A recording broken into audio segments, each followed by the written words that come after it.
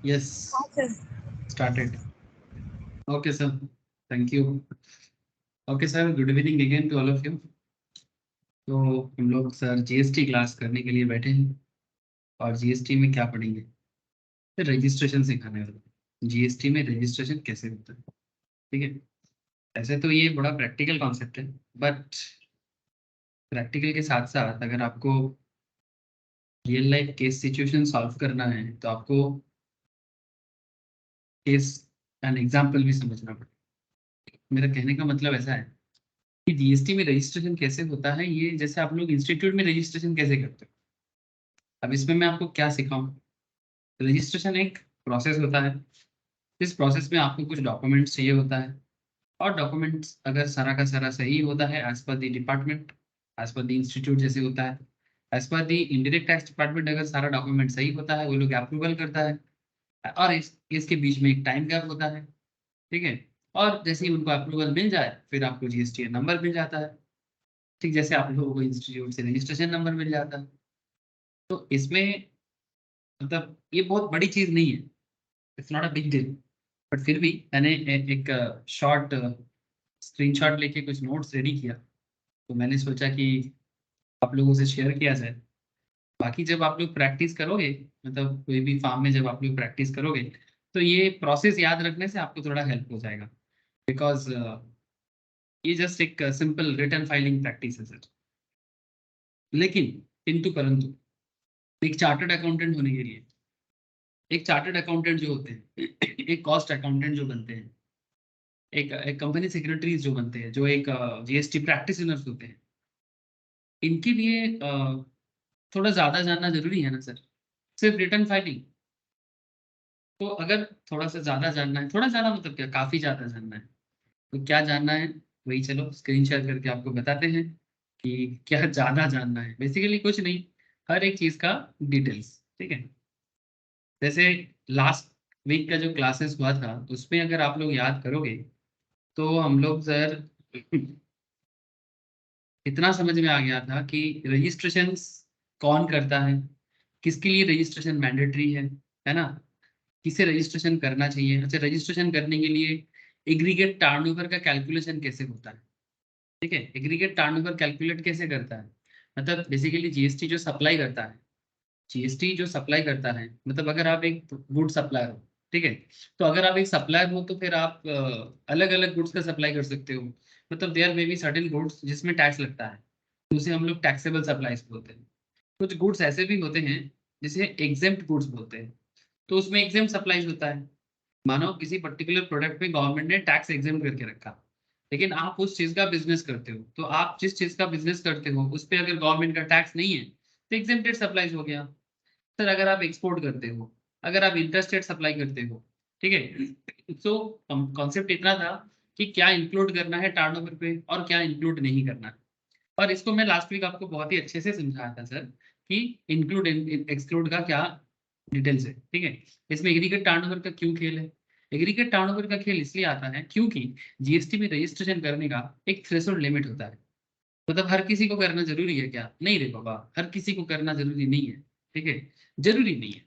हाँ, आप अगर किसी को समझा के करा देते हो वॉलेंटरी रजिस्ट्रेशन, वो अलग बात। आप खुद भी वॉलेंटरी रजिस्ट्रेशन कर लेते हो, वो अलग बात।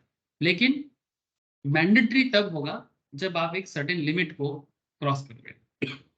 जैसे इंडिया में आमतौर पे जो रजिस्ट्रेशन का लिमिट है, वो मैंने लास्ट वीक आपको समझा रहा था। इसको समरी करके एक बार बता देता हूँ।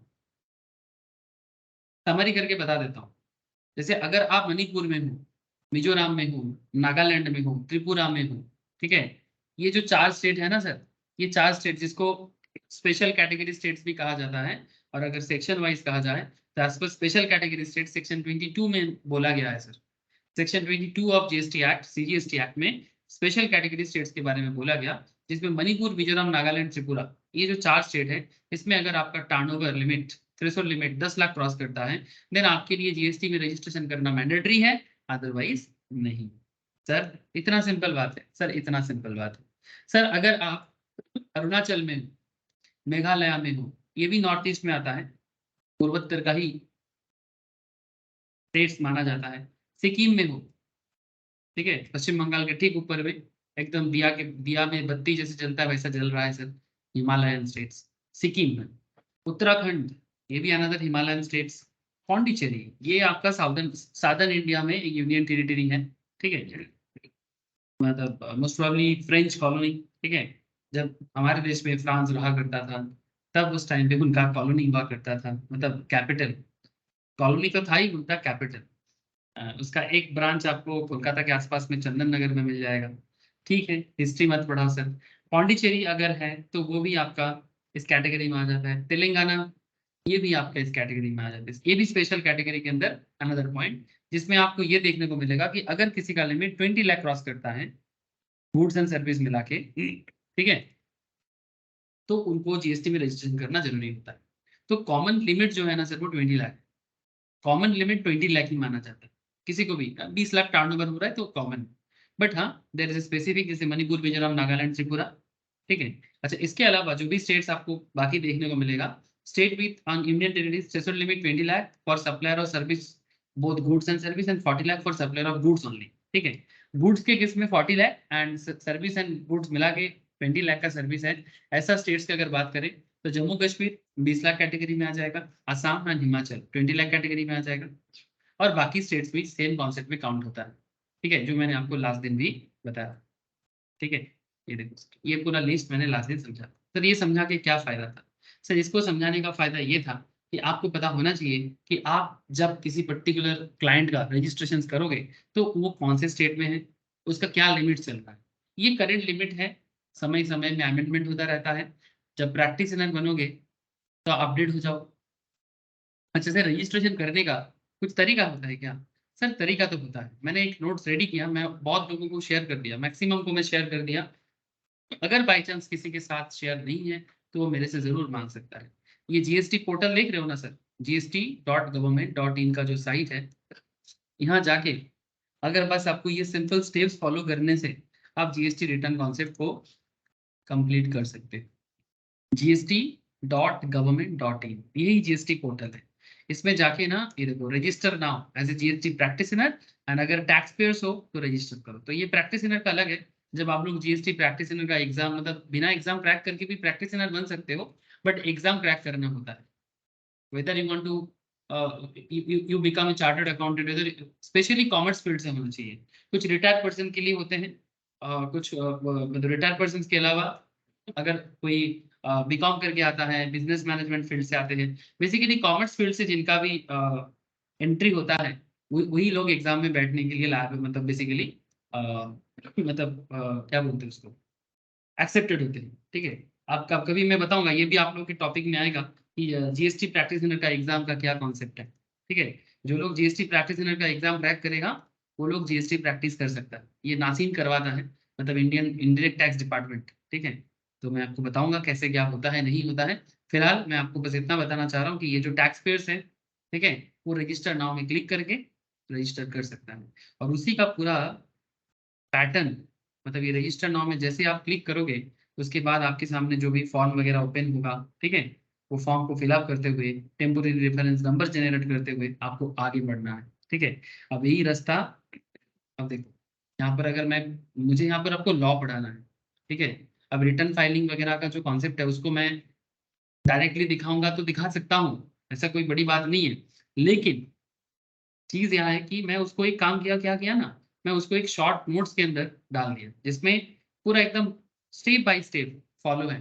तो जिसे भी जानना है ना एक बार गो थ्रू करके रख सकते हो। जैसे इंस्टीट्यूट भी चाहते हैं कि आपको पता चले ये सब चीजें, सीए सीए सीएमए सभी चाहते हैं कि आपको नॉलेज हो इस चीज का कि क्या स्टेप फॉरवर्ड फॉलो होता है रजिस्ट्रेशन प्रोसेस में।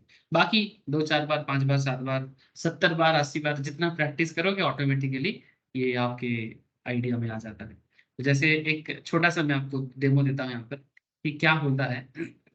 एलिजिबिलिटी क्या है? Basic eligibility is turnover 20 lakh cross करे, मस्ट मैंडेटरीली रजिस्टर एंड पे for GST. Threshold limit is based on yearly aggregate turnover of A business.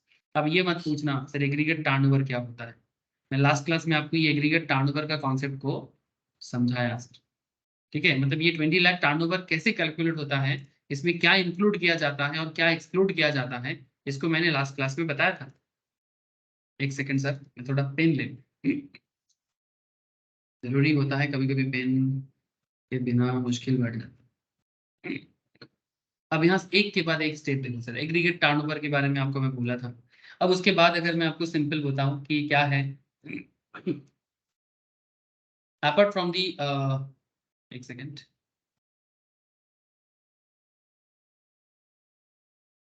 Aggregate turnover क्या है, is the sum of all taxable, non taxable and exempt supplies. It also include export of goods, लेकिन उसमें tax नहीं आता है ना, जो अभी अभी मैं आपको दिखा, जो अभी अभी मैं आपको शो कर रहा था, कहाँ चला गया अरे भाई, ये वाला कॉन्सेप्ट है। Taxable supply, exempt supply, export, interstate supplies. Exclude क्या है, सीजीएसटी, एसजीएसटी, यूडीजीएसटी, मतलब टैक्स टर्नओवर के अंदर टैक्स काउंट नहीं करना है। और value of inward supplies which tax is payable under reverse charge.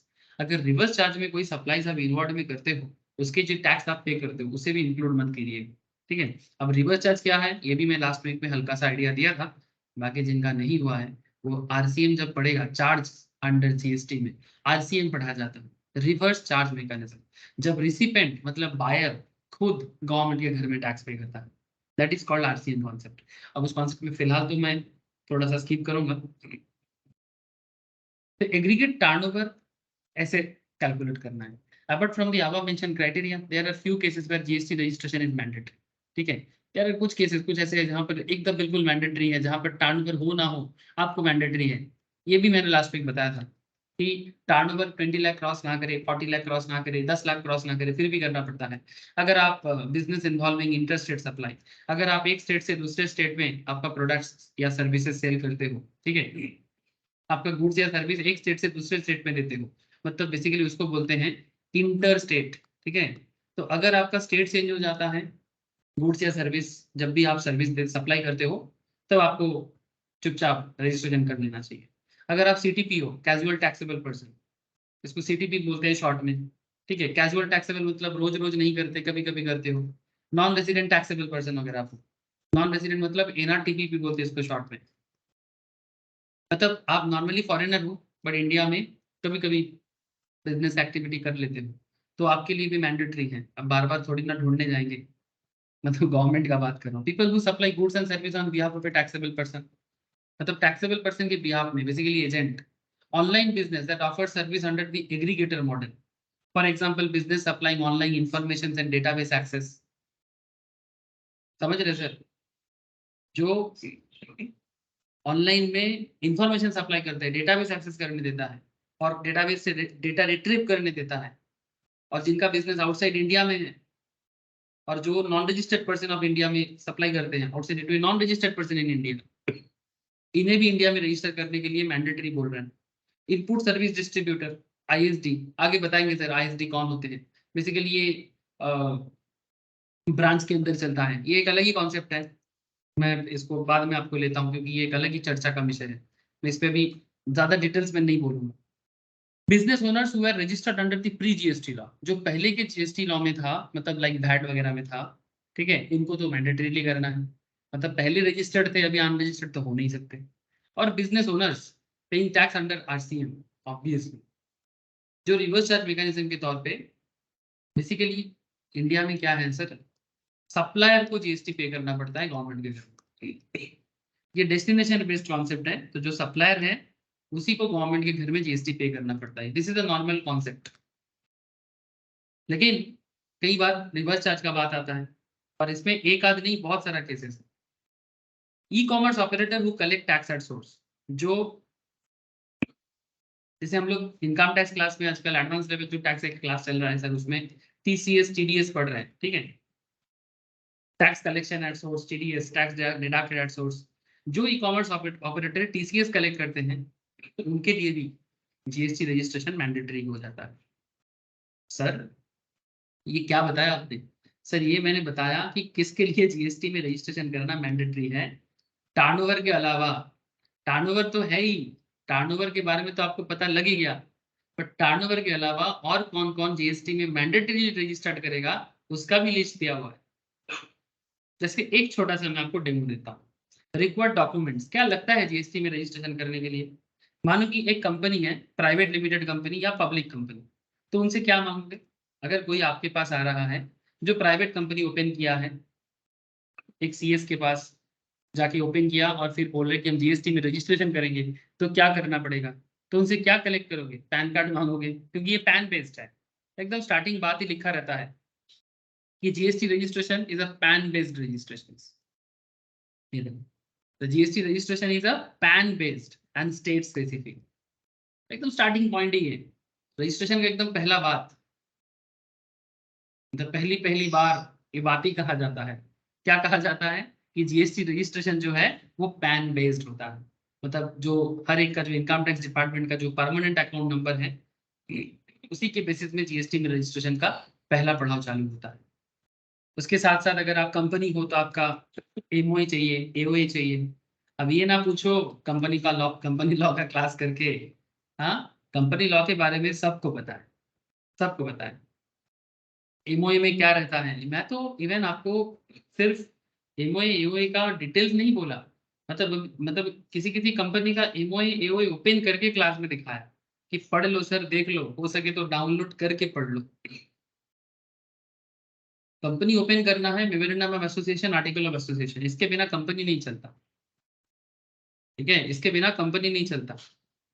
तो रजिस्ट्रेशन करने के टाइम पे वो चाहिए, copy of bank statement, declaration to comply with the provisions, एक कॉपी ऑफ बोर्ड रेजोल्यूशंस, मतलब बोर्ड, अगर बोर्ड कंपनी है तो बोर्ड होगा, तो बोर्ड रेजोल्यूशंस क्या है जीएसटी रजिस्ट्रेशन के बारे में, वो लेके आओ। Documents related to director, director का पैन, उनका ID proof. Documents related to office, copy of electricity, landline, water bill, NOC, no objection certificate issued by the business owner, rent agreement if the business premises are rented। ये सब document चाहिए होता है normally. अब similar type of LLP बनाओगे तो LLP related होगा, partnership, normal partnership तो नॉर्मल पार्टनरशिप रिलेटेड होगा, सोल प्रोप्राइटरशिप तो sole proprietor individual ownership related concept होगा। एक बार गो थ्रू कर लेना सर, इसमें कुछ समझाने वाला बात है नहीं, एक बार गो थ्रू कर सकते हो। अगर आप पुराना टैक्स पेयर्स हो तो आपके लिए क्या लगेगा, और यहाँ पर पूरा स्टेप बाय स्टेप दिखाया गया है कि पहले लॉगिन करो। कहाँ लॉगिन करोगे, दिखाया ऑलरेडी gst.government.in में। फिर अगर आप न्यू यूजर हो तो उसका एक अलग कॉन्सेप्ट। ठीक है, तो new user login, existing user login आपको मिल जाएगा। ठीक है, फिर लॉगिन करने के बाद आपको ओटीपी आएगा मोबाइल नंबर में, फिर स्टेप बाय स्टेप आपको शो करता रहेगा। ये पूरा एकदम स्क्रीनशॉट दिया हुआ है, आप इस तरह से पूरा कॉन्सेप्ट को देख सकते हो। और जब लास्ट में सारा काम हो जाएगा ना, जब सारा काम हो जाएगा, ये जीएसटी का जो साइट है, ठीक है, ये देखो, रजिस्ट्रेशन में जाना है, सर्विस में जाके भी आप देख सकते हो। ये देखो, मैं आपको एक रूट दिखाया और एक रूट दिखा देता हूँ। सर्विस में जाओ, रजिस्ट्रेशन में जाओ, एंड न्यू रजिस्ट्रेशन पे जाओ। दिखाई दे रहा है आप लोग? वही पेज ओपन होगा जो मैंने पहले भी ओपन करके रखा था। ये देखो, ओटीपी वेरिफिकेशन मांग रहा है। अब जैसे ही सारा डिटेल्स दोगे ओटीपी आएगा, जैसे इंस्टीट्यूट वगैरह में भी आजकल यही प्रोसेस चालू रहता है। ठीक है, या फिर आप अगर बाद में अपने एप्लीकेशन स्टेटस को देखना चाहते हो, ये सब बोलने में बहुत बड़ी चीज है, पर देखने में, मतलब जब करोगे तो एकदम आसान सा चीज है। सच बोल रहा हूँ सर। ठीक है, जैसे स्टॉक मार्केट जब समझा जाता है ऐसा लगता है कि कितना बड़ा स्टेप्स है, मतलब स्टॉक मार्केट में बेसिकली ट्रेड लेना। हाँ, स्टॉक मार्केट का सबसे बड़ा खेल है कि वहां पर आपको एजम्पशन लेना पड़ता है कि ट्रेड ले कि ना ले, वही एनालिटिकल एबिलिटी सबसे जरूरी होता है। लेकिन अगर मैं वहाँ का जो टेक्निकल बातें हैं, मतलब कि किसके बाद क्या करे ना करे, जब बोला जाता है तो इतना बड़ा लगता है जैसे कितना बड़ा स्टेप्स है, लेकिन एक्चुअल में हार्डली सेकंड में कंप्लीट। यहाँ पर एप्लीकेशन स्टेटस में जाके चेक कर सकते हो। जब एप्लीकेशन स्टेटस चेक करोगे, तो आप जब एप्लीकेशन जमा करोगे ना, तो उसमें एआरएन नंबर या एसआरएन नंबर आएगा। तो स्पेशली एआरएन नंबर आता है, उस एआरएन नंबर से आप पुट करके अपना एप्लीकेशन स्टेटस को चेक कर सकते हो। तो वही सब बातें यहाँ पर ना एक के बाद एक बोला गया। फिर आपको ना एक जीएसटी नंबर मिलेगा 15 डिजिट का। कितना डिजिट का? जब अप्रूवल हो जाएगा टैक्स डिपार्टमेंट से, जब टैक्स डिपार्टमेंट से अप्रूवल मिल जाएगा ना सर, ये देखो, डिटेल्स भर दिया आपने, ओटीपी प्रोसेस हो गया, सारा डिटेल्स ऑथराइज हो गया, सिग्नेटरी वगैरह, पैन इंफॉर्मेशन, एवरीथिंग। इसके बाद आपको जो जीएसटी नंबर मिलेगा वो प्रोविजनल मिलेगा, और वो कुछ हफ्ता लगता है। ठीक है, कुछ हफ्ता लगता है। अगर डिपार्टमेंट अच्छा काम करे तो जल्दी भी मिल जाता है। ठीक है, बट नॉर्मली ये कपल ऑफ वीक्स का मैटर मैक्सिमम लगता है। इसके बाद जीएसटी आइडेंटिफिकेशन नंबर, जो जरूरी चीजें हैं, जीएसटी, यही सबसे इंपॉर्टेंट चीज है। अब ये जीएसटी नंबर 15 डिजिट का होता है, 15 digit identification number issued by the tax department upon successful processing of your application. कैसा होता है इसका फॉर्मेट, ये जरूरी है, ये एग्जाम में पूछता भी है। बेसिकली ये बहुत इंटरेस्टिंग है। ये देखो, स्टार्टिंग में स्टेट कोड होता है, जिस स्टेट में आप रहते हो उसका कोड, मतलब जिस स्टेट में रजिस्ट्रेशन हो रहा है वो कोड दिखता है। फिर बीच में होता है पैन नंबर। ये जो 15 डिजिट है, पहला दो तो स्टेट कोड है, फिर बीच में रहता है पैन नंबर, फिर आता है एंटिटी कोड, मतलब उस पर्टिकुलर ऑर्गेनाइजेशन का कोड, और फिर एक चेक सम डिजिट, तो जो यूनिकली दिया जाता है। समझ में आया सर? कितना हुआ? 15 हुआ कि नहीं?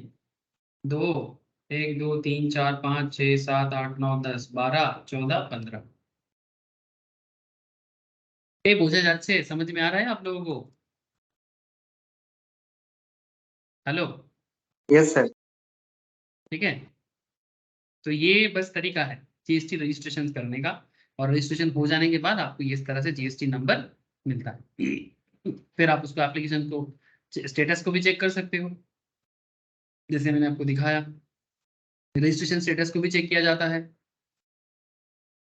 प्रोविजनल रहेगा, फिर वो धीरे धीरे परमानेंट हो जाएगा। ओके, नाउ सर ये तो सिंपल सा बात है। सर सिंपल सा बात है, हाँ सर सिंपल सा बात है। किसी भी चीज को इतना भी इंपॉर्टेंस ना दो कि वो सर पे चढ़ के बैठ जाए, ठीक है? जितना सिंप्लीफाइड कर सको उतना अच्छा है, लेकिन हाँ समझ गए, ठीक है। लेकिन सर तो फिर हम लोग क्या करेंगे? अभी रजिस्ट्रेशन तो हो गया, तो फिर काम क्या है? चैप्टर खत्म? सर इतना जल्दी अगर चैप्टर खत्म हो जाता तो फिर सीए बनने का जरूरत ही ना पड़ता, सीएस बनने का, सीएमए बनने का जरूरत ही ना पड़ता। यस सर, मेहनत का काम बाकी है सर। चलो, मेहनत करने के लिए रेडी हो? चलो मेहनत करो। क्या करना है मेहनत में? मुझे भी करना है, आप लोगों को भी करना है।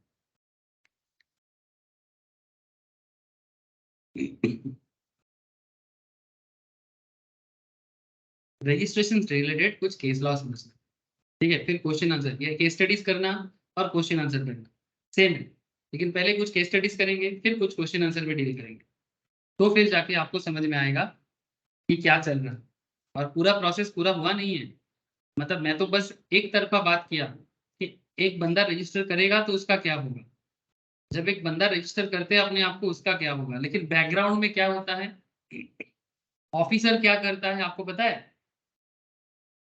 जैसे हम लोग यहाँ से डिपार्टमेंट के साइड में जाके काम कर लेते हैं, हम अपने तरफ से सोच रहे हैं, लेकिन अंदर से ऑफिसर लोग क्या कर रहे हैं, जो गवर्नमेंट का सिलेक्टेड ऑफिसर्स है, जो जीएसटी ऑफिसर बन के, रेवेन्यू ऑफिसर बन के काम कर रहे हैं, जिन्हें हम लोग यहाँ पर एग्जाम्पल के तौर पे पीओ कहते हैं। क्या कहते हैं? PO. PO means proper officer.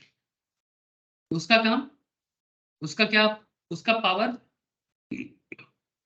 मतलब ऐसा भी होता है कई बार आपका रजिस्ट्रेशन कैंसिल भी हो सकता है, तो कैंसिल करने के पीछे क्या कारण है, क्यों कैंसिल करेगा, क्या ताकत है कैंसिल करने का? बात समझ रहे हो सर? क्या किस ताकत से कैंसिल कर सकता है?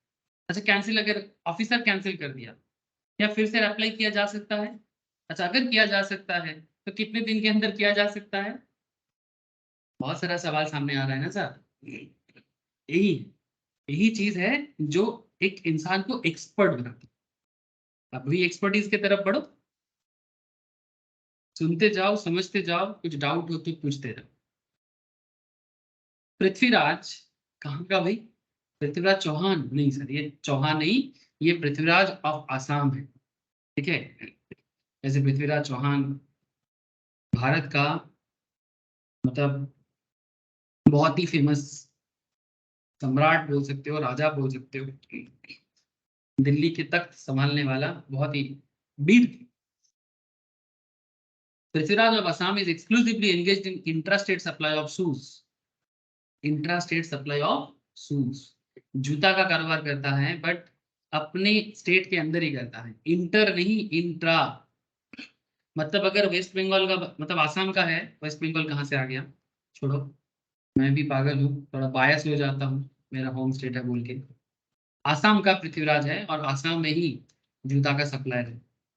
उनका aggregate turnover current financial year में 22 लाख का है। ध्यान से सुनना, जवाब चाहिए। इन view of the discussion in above, the applicable threshold limit for registrations for Prithviraj in the given case is 40 lakh. Thus, he is not liable to get registered under GST. Sir, वो जूता का business करता है, service service provide करता है कि goods provide करता है? Hello, goods. गुड्स प्रोवाइड करता है। तो आसाम के लिए गुड्स का क्या लिमिट है?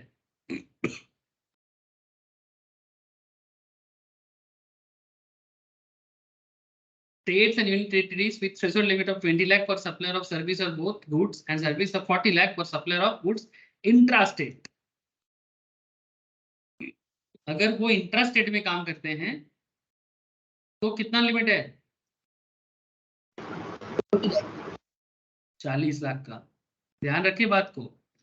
सर अगर इंट्रास्टेट ना होता, अगर वो आसाम से बंगाल भेजता, मणिपुर भेजता, तब क्या लेते? तब 20 लाख ले लेते। ठीक है, अब यही तो है सर जिसके पीछे आपको दिमाग लगाना है। सो 22 लाख का टर्नओवर कर रहा है, मतलब जरूरत कितना है? 40 लाख की। सो जीएसटी रजिस्ट्रेशन जरूरी नहीं है। अब देखो, किसी ने अगर ये बात पढ़ा नहीं, अगर किसी ने इस बात को पढ़ा नहीं, तो वो क्या, कैसे वो एग्जाम का क्वेश्चन सॉल्व कर पाएगा? क्योंकि एग्जाम में उसके सामने लिमिट दे देगा, और वो पढ़ के गया है आसाम के लिए लिमिट तो 20 लाख का है। वो क्या पढ़ के गया है? वो पढ़ के गया आसाम के लिए तो 20 लाख का लिमिट है, लेकिन वो कुछ चीजें मिस करके गया। ठीक है, पहला बात तो अगर गुड्स है तो 40 लाख जा सकता है, और उससे भी बड़ी बात, अगर इंट्रास्टेट है गुड्स में तो भी 40 लाख का ही लिमिट है। तो इन दिस केस वो इंट्रास्टेट गुड्स का सप्लाई कर रहा है, तो उसका मैक्सिमम थ्रेशोल्ड लिमिट 40 लाख बनेगा, ना कि 22 लाख बनेगा। सो रजिस्ट्रेशन करना मैंडेटरी नहीं है, मैंडेटरी नहीं, वॉलंटरी अवेलेबल है। So if in the above example all other things remaining the same, अगर बाकी सब कुछ सेम होता और Prithviraj exclusively engaged in supply of पान मसाला, जूता की जगह पान मसाला का बिजनेस कर, हाँ, पान बहार, पान मसाला, he will not be eligible for higher threshold limit of 40 lakh and the applicable threshold limit for registration in that case given will be 20 lakh. ये स्पेशल बात है, याद रखें सर। पान मसाला के केस में एलिजिबिलिटी लेवल 20 लाख है। पान मसाला के केस में एलिजिबिलिटी लिमिट 20 लाख है। स्पेशल पॉइंट्स है, इसके बारे में यहाँ पर बताया गया। क्योंकि वो सर्विस नहीं, पान मसाला सर्विस नहीं है, पान मसाला भी गुड्स कैटेगरी नहीं आता है, ये एक्सेप्शनल है, बता देता हूँ। हर चीज के बारे में लॉ बोलता है, फिर जाके लॉ स्टेप्स लेता है, ऐसा नहीं कि मन मर्जी। देखो,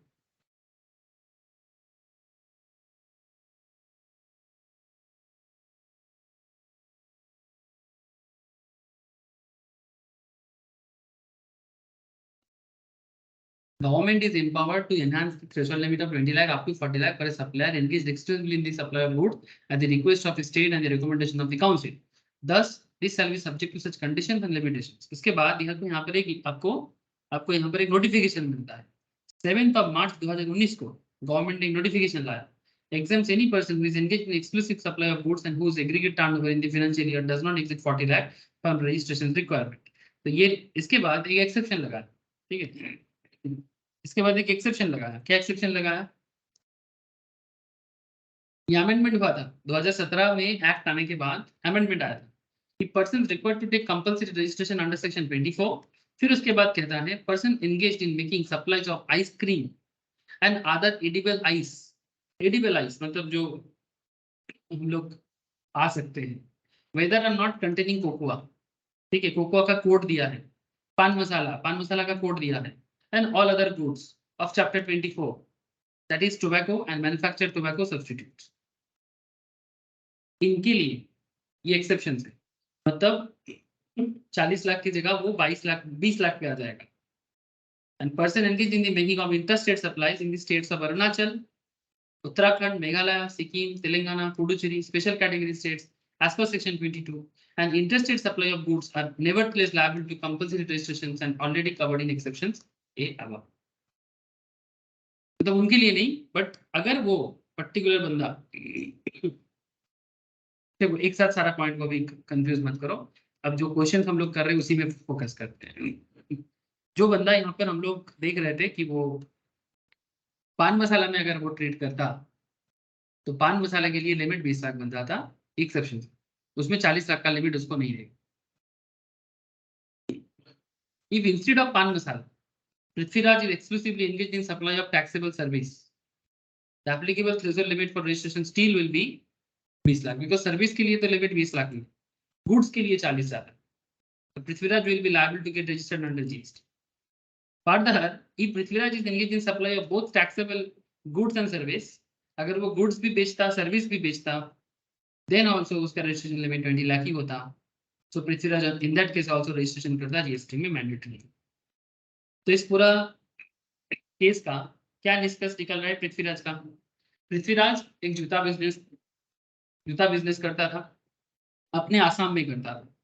आसाम स्टेट के लिए लिमिट जो है गुड सर्विस दोनों के लिए 20 लाख, और सिर्फ गुड्स करेगा इंट्रा स्टेट करेगा तो 40 लाख। ओके, ये आसाम के लिए लिमिट बांध के दिया है गवर्नमेंट। अब सेकंड थिंग, अगर वही अच्छा तो इन दैट केस इसका 22 लाख का टर्नओवर बना था, लेकिन यहाँ पर हमारे क्वेश्चंस में पृथ्वीराज 40 लाख का टर्नओवर कर रहा है, सॉरी 22 लाख का कर रहा है, लेकिन लिमिट 40 लाख का है, तो जीएसटी में रजिस्ट्रेशन करना मैंडेटरी नहीं है, लायबिलिटी नहीं आता।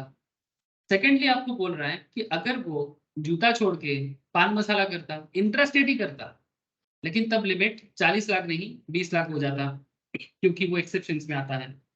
और उसमें सिर्फ पान मसाला नहीं, आइसक्रीम वगैरह जो खाने लायक आइस हो विदाउट कोकोआ, ऐसे चीजों पे 20 लाख का लिमिट है, ये एक्सेप्शन है। अच्छा, फिर आपको बताया कि अगर पृथ्वीराज सिर्फ सर्विस बेचता तो लिमिट 20 लाख ही होता। फिर आपको पूछता है कि अगर पृथ्वीराज सर्विस गुड्स दोनों बेचता तो भी लिमिट 20 लाख का है। तो अगर 20 लाख का लिमिट है, वो तो 22 लाख कर रहा है तो रजिस्टर कर लो। अगर 20 लाख का लिमिट है वो तो 22 लाख कर रहा है तो रजिस्टर कर लो। बस यही बात है। बोलो सर, क्या बात समझ में आया? Yes sir. कोई डाउट सर, कोई मन में शंका है तो बोलो, फिर बता दूं, फिर प्रोविजंस पढ़ूंगा फिर बताऊंगा। सर मतलब हर स्टेट के लिए यही 20 लाख वाला एप्लीकेबल है? नॉर्मली सभी स्टेट्स के लिए 20 लाख ही जनरल कॉन्सेप्ट है, लेकिन यस। लेकिन गुड्स के केस में, इंट्रा स्टेट के केस में 40 लाख होता है, और गवर्नमेंट कई बार चाहे तो 40 लाख तक लिमिट को एक्सटेंड भी कर सकता है। वो पान मसाले केस में सभी के लिए एक ही रेट है 20 लाख? हाँ, पान मसाला के केस में ये एक्सेप्शन है। ठीक है, यस। आगे देखते हैं और भी चीजें। शिवाजी ऑफ तेलंगाना, शिवाजी तेलंगाना से आते हैं सर। क्या तेलंगाना स्पेशल कैटेगरी में पड़ता है? क्या तेलंगाना स्पेशल कैटेगरी में पड़ता है? No sir. तो तेलंगाना स्पेशल कैटेगरी में नहीं पड़ता, मतलब सेक्शन 22 के हिसाब से स्पेशल नहीं है, नॉर्मल स्पेशल कैटेगरी में। मतलब एक सेक्शन 22 वाला है जिसमें मणिपुर, मिजोरम, त्रिपुरा और नागालैंड है, बट ये नॉर्मल स्पेशल कैटेगरी स्टेट्स में आता है सर, पुडुचेरी, तेलंगाना, इस तरह से। ठीक है, ओके, देखते हैं क्या सिचुएशन है तेलंगाना वाले का। Shivaji of Telangana exclusively engaged in the intra-state supply of toys, खिलौना। Turnover in the current financial year is 22 lakh. Since Shivaji is making taxable supplies from Telangana, he will not be eligible for higher threshold limit available in case of exclusive supply of goods. Shivaji जो taxable supply कर रहा है तेलंगाना से, he will not be eligible for higher threshold limit available in case of exclusive supply of goods. The applicable threshold limit for registration for Shivaji in the given case is 20 lakh. Thus, he is liable to get registered under GST. मतलब हमें पता है sir, तो तेलंगाना के लिए limit तो 20 लाख का है ना। तेलंगाना के लिए लिमिट क्या है? 20 लाख का लिमिट है। तो अगर वो 22 लाख का कर रहा है तो फिर उसे रजिस्ट्रेशन तो करना पड़ेगा। यस और no? Yes sir.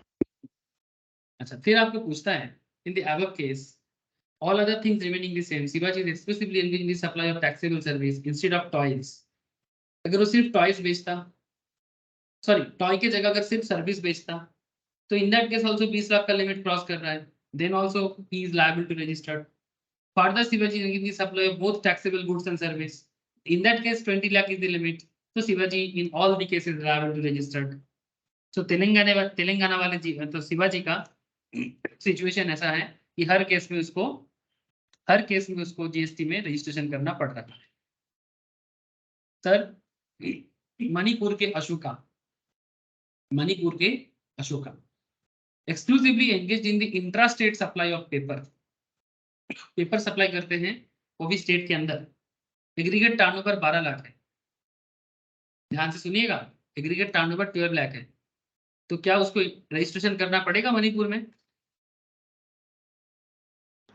Yes sir, क्योंकि 10 लाख रजिस्ट्रेशन मतलब कंपलसरी है.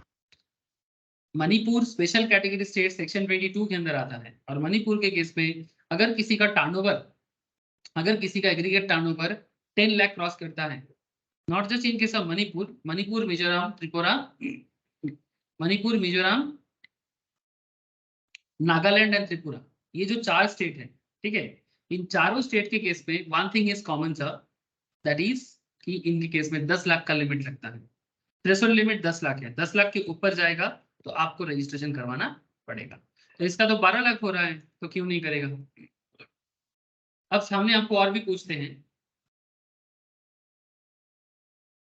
अगर वो सारा चीज सेम रहता, अशोका टैक्सेबल सर्विस बेचता पेपर बेचने की जगह, क्या तो भी उसको रजिस्ट्रेशन करना पड़ता? The answer is yes. फिर आपको पूछता अगर वो गुड्स एंड सर्विस दोनों बेचता, तो भी लिमिट क्या है? हाँ, in all cases limit is 10 lakh and his turnover is 12 lakh. So Ashoka of Manipur is liable to registered in GST. Okay, तो ये छोटा छोटा फर्क आपको समझना पड़ेगा. ठीक है, ये छोटा छोटा जो आपको डिफरेंस नजर आ रहा है, ये समझना पड़ेगा. हम लोग ऑल इंडिया बेसिस में जीएसटी पढ़ रहे हैं. हमारा जो करंट जीएसटी सिलेबस होता है फॉर CA स्टूडेंट्स, ये बेसिकली ऑल इंडिया बेसिस है. ठीक है, जब आप लोग स्टेट के अंदर काम करोगे तो उसमें SGST एक्ट को अलग से थोड़ा पढ़ना पड़ता है. कॉन्सेप्ट सेम ही होता है, बट वहां पर थोड़ा स्टेट लेवल कॉन्सेप्ट भी देखना पड़ता है जब सिर्फ स्टेट के अंदर काम चलता है. Raghav of Assam is exclusively engaged in the intrastate supply of ready-made garments. Turnover in current financial year from Assam showroom is 28 lakh. Assam showroom से उनको 28 लाख का सेल मिला है, टर्नओवर मिला. It has another showroom in Tripura with a turnover of 11 lakh in the current financial year. Since Raghav is engaged in supplying garments from a special category state, as per section 22, the applicable threshold limit for him gets reduced to 10 lakh. Further, Raghav is liable to get registered under GST in both Assam and Tripura on his aggregate turnover crossing the threshold limit of 10 lakh. कुछ समझ में आया sir? देखो, अच्छा आसाम के लिए अगर सिर्फ गुड्स का होता 28 लाख में रजिस्ट्रेशन मैंडेटरी है क्या? रेडीमेड गारमेंट्स क्या है? गुड्स है ना. आसाम में शोरूम में 28 लाख का टर्नओवर हुआ है, और गुड्स के केस में, इंट्रास्टेट के केस में लिमिट है 40 लाख का. तो अगर सिर्फ आसाम का बात होता तो मैंडेटरी नहीं हो रहा था. लेकिन उनका एक अनदर शोरूम है त्रिपुरा में, जहां पर उनका टर्नओवर हो रहा है 11 लाख का. त्रिपुरा जो है वो स्पेशल कैटेगरी में आता है. त्रिपुरा स्पेशल कैटेगरी स्टेट में आता है, और वहां पर लिमिट है 10 लाख का, और उसका टर्नओवर बन रहा है 11 लाख का. तो त्रिपुरा में रजिस्ट्रेशन करना मैंडेटरी है एज पर सेक्शन 22.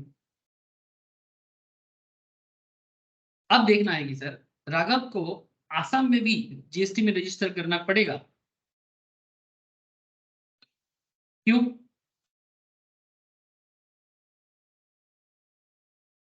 क्योंकि वो इंटर स्टेट भी तो कर रहा है यहाँ.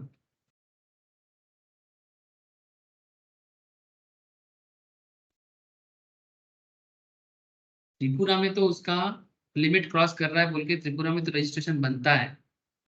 आसाम में 28 लाख हो रहा है, आसाम में 28 लाख हो रहा है। अगर वो दोनों अलग अलग भी करेगा लेकिन इंटर स्टेट कर रहा है ना अभी, तो जब भी वो इंटर स्टेट में जा रहा है तो उसको आसाम में भी रजिस्टर कर लेना पड़ेगा। तो बोथ आसाम एंड त्रिपुरा दोनों जगह में उनका एग्रीगेट टर्नओवर थ्रेशोल्ड लिमिट को क्रॉस करना। सो इन दैट केस एक तो इंटर स्टेट का केस है और त्रिपुरा के केस में 10 लाख का केस है, तो दोनों सिचुएशन को देखते हुए उसको रजिस्ट्रेशन कर लेना चाहिए, मतलब मैंडेटरी हो जाता है। बोलो सर, क्या बात समझ में आया? आसाम याद करो, आसाम को याद करो। मतलब 20 लाख का सर्विस और both goods and 40 lakh for supplier of goods interested. वैसे तो आसाम में 28 लाख हुआ है तो नॉर्मली रजिस्ट्रेशन नहीं बन रहा है, लेकिन तुम त्रिपुरा में भी सप्लाई कर रहे हो, तो त्रिपुरा में भी सप्लाई कर रहे हो और वहां पर तुम्हारा लिमिट भी क्रॉस हो रहा है। एक तो इंटर स्टेट के केस में लिमिट भी नहीं देखा जाता, अगर तुम स्टेट बदल के काम करोगे तो उसमें तो लिमिट भी नहीं देखा जाता,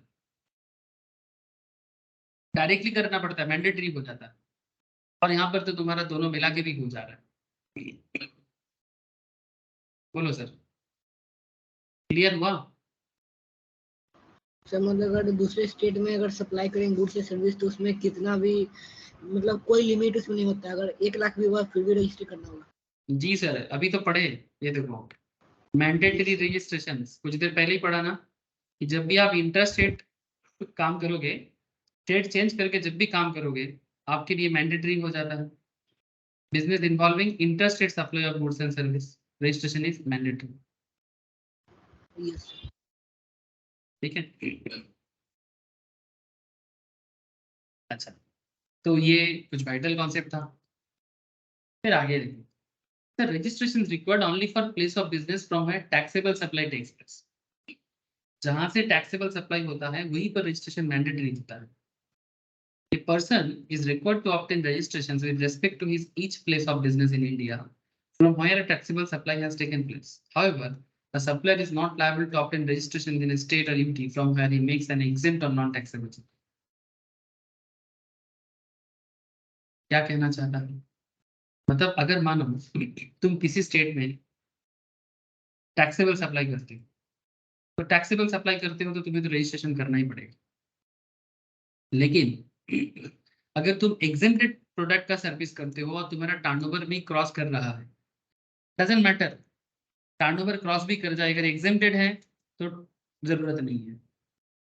Further, the threshold limit of a person having places of business in more than one state or union territory, it gets reduced to 10 lakh. मतलब अगर तुम एक साथ दो जगह में काम करोगे तो तुम्हारा ओवरऑल लिमिट 10 लाख में लेके आ जाएगा। When such person makes taxable supply of goods or services or both from any of the special category state as per section 22. जैसे कि अभी वाला जो केस था, आसाम में भी कर रहा था, त्रिपुरा में भी कर रहा था, दोनों मिला के 28 + 11 हो रहा था, लेकिन उसका मिनिमम लिमिट कर देगा 10 lakh. The threshold limit of a person having places of business in more than one state or union territory in India get reduced to 10 lakh only when such person makes taxable supply of goods or services both from any of the special category states under section 22. However, in case he makes exempt or non-taxable supply from a special category state, अगर मानो कि वो special category state से exempted goods का supply कर रहा है, तो इन दैट केस उसको रजिस्ट्रेशन करने की जरूरत नहीं है। एग्जाम्पल के तौर पे क्लैरिटी देते हैं सर, केस स्टडीज इसीलिए चाहिए, सिर्फ नियम पढ़ोगे तो नियम में भाग जाएंगे, सिचुएशन देख लेंगे समझ में आ जाएगा, लेकिन तब कंसंट्रेशन चाहिए। ये सब रियल लाइफ बिजनेस सिचुएशंस है, आप इसको अगर जानने का कोशिश करोगे तो ही जान पाओगे, और अगर बोलोगे दिमाग में घुसाएंगे नहीं तो किसी का क्षमता नहीं आपके दिमाग में घुसाएंगे। Uday Enterprise engaged in the supply of taxable goods in Maharashtra. Uday Enterprise supply of taxable goods in Maharashtra. Maharashtra में सब taxable goods supply करते हैं। ध्यान से सुनना। It also supplies alcoholic liquor for human consumptions from Nagaland. It also supplies alcoholic liquor for human consumptions. मतलब sir, अरे मौत रे बाबा, बंगाली में बोलते हैं मौत, हिंदी में बोलते हैं दारू, ठीक है। Its turnover in the current financial year is 34 lakh in Maharashtra and 8 lakh in Nagaland. तो नागालैंड में उनका टर्नओवर हो रहा है 8 लाख और महाराष्ट्र में उनका टर्नओवर हो रहा है 34 lakh. Now question is that ये रजिस्ट्रेशन का क्या होगा? Since Uday Enterprises exclusively engaged in making taxable supply of goods from Maharashtra, the applicable limit for obtaining registration is 40 lakh, क्योंकि वो सिर्फ goods का काम कर रहा है. However, the threshold limit will not be reduced to 10 lakh in this case, as the supply of alcoholic liquor for human consumptions from Nagaland are non-taxable supplies. अच्छा, Nagaland special category states में आता है. जो 4 स्पेशल कैटेगरी स्टेट्स है उसमें नागालैंड पड़ता है. Answer is yes. Special category states में लिमिट कितना है? टर्नओवर लिमिट बोलो ना. स्पेशल कैटेगरी स्टेट्स में 10 लाख आपका लिमिट है. अच्छा, जो जो जो नॉन स्पेशल है, जैसे कि महाराष्ट्र स्पेशल नहीं है, नॉर्मल स्टेट है, इसमें तुम्हारा लिमिट है 40 लाख, तुम्हारा टर्नओवर हो रहा है 34 लाख, तो क्या इसमें रजिस्ट्रेशन करना मैंडेटरी है? Answer is no. अच्छा, सेकंड थिंग, तुम नागालैंड से क्या बेचते हो? तुम लिकर बेचते हो, क्या लिकर में जीएसटी लगता है? नहीं सर, कस्टम. लिकर में जीएसटी नहीं है. लोकल स्टेट वैट लगता है, एक्साइज लगता है, जीएसटी में नहीं है अभी भी. सर आप बोलोगे सर क्यों? सर क्योंकि जीएसटी लग जाएगा तो इससे सरकार का इनकम कम हो जाएगा. बेसिक्स ऑफ जीएसटी पढ़ो, वहां पर बहुत अच्छे से कहानी बोला गया है. बेसिक्स ऑफ जीएसटी जिनके पास नहीं है मेरे से लिंक ले लो. हाँ बोलो सर. बोलो सर, बोलो, क्या कुछ कहना चाह रहे थे? जो लोग अभी तक बेसिक्स ऑफ जीएसटी नहीं किए, पहला 5-6 लेक्चर्स, एक्चुअली 5-7 लेक्चर्स है, लिंक लेके एक बार गो थ्रू करो. जीएसटी का कहानी पता चल जाएगा कि किस प्रोडक्ट को जीएसटी में लाने के पीछे सरकार ने पागल हुआ और किसको नहीं रख पाया. उसमें सरकार का भी कभी कभी हाथ बांध गया है, क्योंकि स्टेट गवर्नमेंट सेंट्रल गवर्नमेंट में लड़ाई चलता है. ठीक है, जैसे अभी हमेशा हर स्टेट, स्पेशली अगर आप बंगाली, मतलब अगर आप बंगाल से हो और बंगाली हमारा जो बंगाल का जो सीएम है, ठीक है, उनको अगर आप सुनोगे, जब भी कुछ चीजों में उनको कोई भी कुछ भी सवाल करता है, मुझे एक चीज बहुत अच्छा लगता है उनका. मतलब अगर कोई पूछे कि दीदी ये काम क्यों नहीं हुआ, तो हमारे ऑनरेबल चीफ मिनिस्टर कहते हैं कोई भी काम, चाहे वो काम किसी का भी हो, एक ही बात कह देते हैं, सेंट्रल गवर्नमेंट ने पैसा नहीं दिया इसलिए काम नहीं. ठीक है, कभी कभी बात बिल्कुल सही होता है, बट हर बार बात सही नहीं होता सर. नहीं, बात तो जरूरी है, क्योंकि इंडिया जैसे कंट्री जो सेंट्रल स्टेट मिलके चलता है, तो सेंट्रल एक्चुअली जो सारा जीएसटी है ना, स्पेशली आईजीएसटी, तो सारा सेंट्रल के पास चले जाते हैं. फिर सेंट्रल गवर्नमेंट वहां से स्टेट गवर्नमेंट को ट्रांसमिट करता है, रेमिट करता है. अब यही रेमिटेंस का पैसा कुछ, अब ऐसा नहीं कि सिर्फ बंगाल का पैसा बाकी था, रिसेंटली पैसा मिला है, काफी कुछ लाख करोड़ का अमाउंट है, रिसेंटली पैसा मिला है, तो बहुत सभी स्टेट का बंद था. लेकिन सिर्फ हमारे सीएम चिल्लाएगा, जब भी उनके पास कोई जवाब नहीं होगा, हमारा सीएम एकदम बोलेगा कि सेंट्रल ने पैसा नहीं दिया. ठीक है, मुझे बहुत अच्छा लगता है. चलो, ये अच्छा बहाना है, सेंट्रल ने पैसा नहीं दिया. तब मैं सीएम के अगेंस्ट में नहीं हूँ सर, बट काम ना होने का एक ही बहाना, सेंट्रल को, मतलब कुछ भी हो जाए सेंट्रल को दोष दे देंगे, ऐसा थोड़ी होता है. लेकिन यही है पॉलिटिक्स, किसी भी तरह से अपने तरफ से गंदगी को झाड़ दो, दूसरे के ऊपर डाल दो, यही है. पॉलिटिशियंस लोग तो ऐसा करने में एकदम आए हैं. अब रिसेंटली जैसे वो और एक केस देख रहा था, वो बीरभूम डिस्ट्रिक्ट का बहुत बड़ा नेता जो अभी दिल्ली में इन्फोर्समेंट डायरेक्टर के पास उनका बातचीत चल रहा है सर. ठीक है, बहुत सारा घोटाला है उनके नाम पे, अभी उसी पकड़ा गया है. अब वहां पर सबसे इंटरेस्टिंग फैक्ट है कि उनका जो भी ब्लैक मनी है उसको वाइट किसने किया? ऑब्वियसली उनका पर्सनल टीएन है सर, नो डाउट. ठीक है, तो उनका नाम कुछ समथिंग कोठारी है, तो उनको भी ईडी ने बुलाया. अब ईडी बोलता है कि मनीष कोठारी. ठीक है, नाम मत ले, छोड़ दे. तो अब उनको जब पूछा जा रहा है, वो तो रो पड़ा. अब नेता को जब पूछते हैं, मतलब जिनको पकड़ा गया जो मेन है, उनको जब बोलते हैं कि आपने अपना सारा ब्लैक मनी को क्या किया, तो बोलते मेरे को कुछ पता नहीं, क्या ब्लैक है क्या व्हाइट है, मुझे कुछ नहीं पता, मैं तो अनपढ़ हूँ, मेरे को मैं क्लास 5 तक पढ़ा हूँ, मेरे को लिखना नहीं आता, मेरे को सीए ने जो बोला मैंने बस वही किया, झाड़ दिया, अपने तरफ से झाड़ दिया।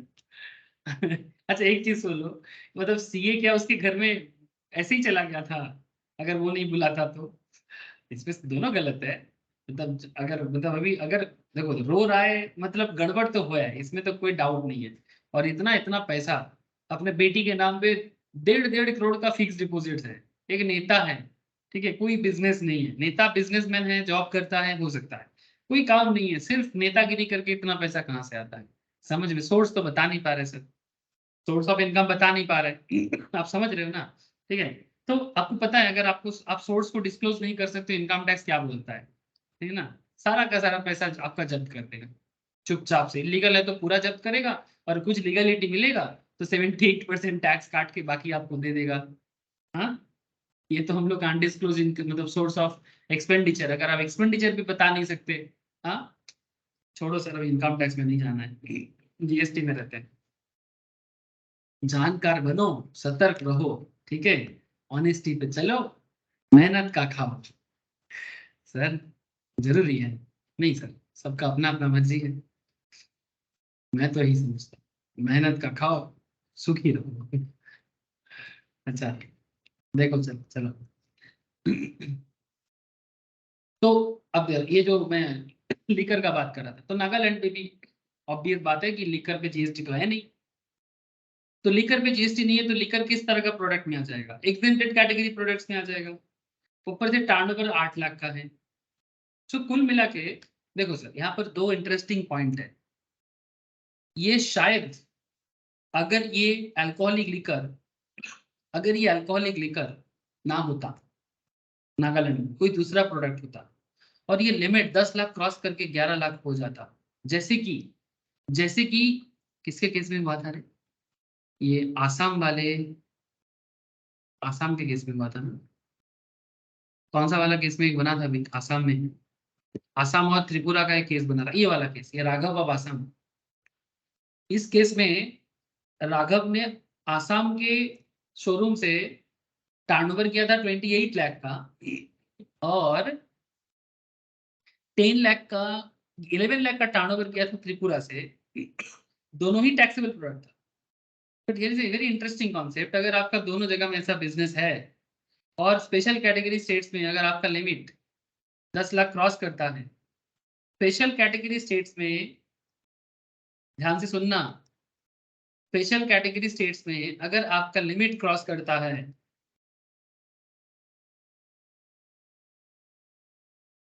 तो स्पेशल कैटेगरी स्टेट्स जैसे कि त्रिपुरा, नागालैंड टाइप का स्टेट्स, मणिपुर टाइप का स्टेट्स, यहाँ पर अगर आपका लिमिट क्रॉस करेगा, तो त्रिपुरा में तो आप रजिस्टर्ड करने के लिए लायबल होंगे ही, साथ में जो नॉन स्पेशल कैटेगरी स्टेट्स हैं वहां पर भी आपको रजिस्ट्रेशन करना पड़ेगा।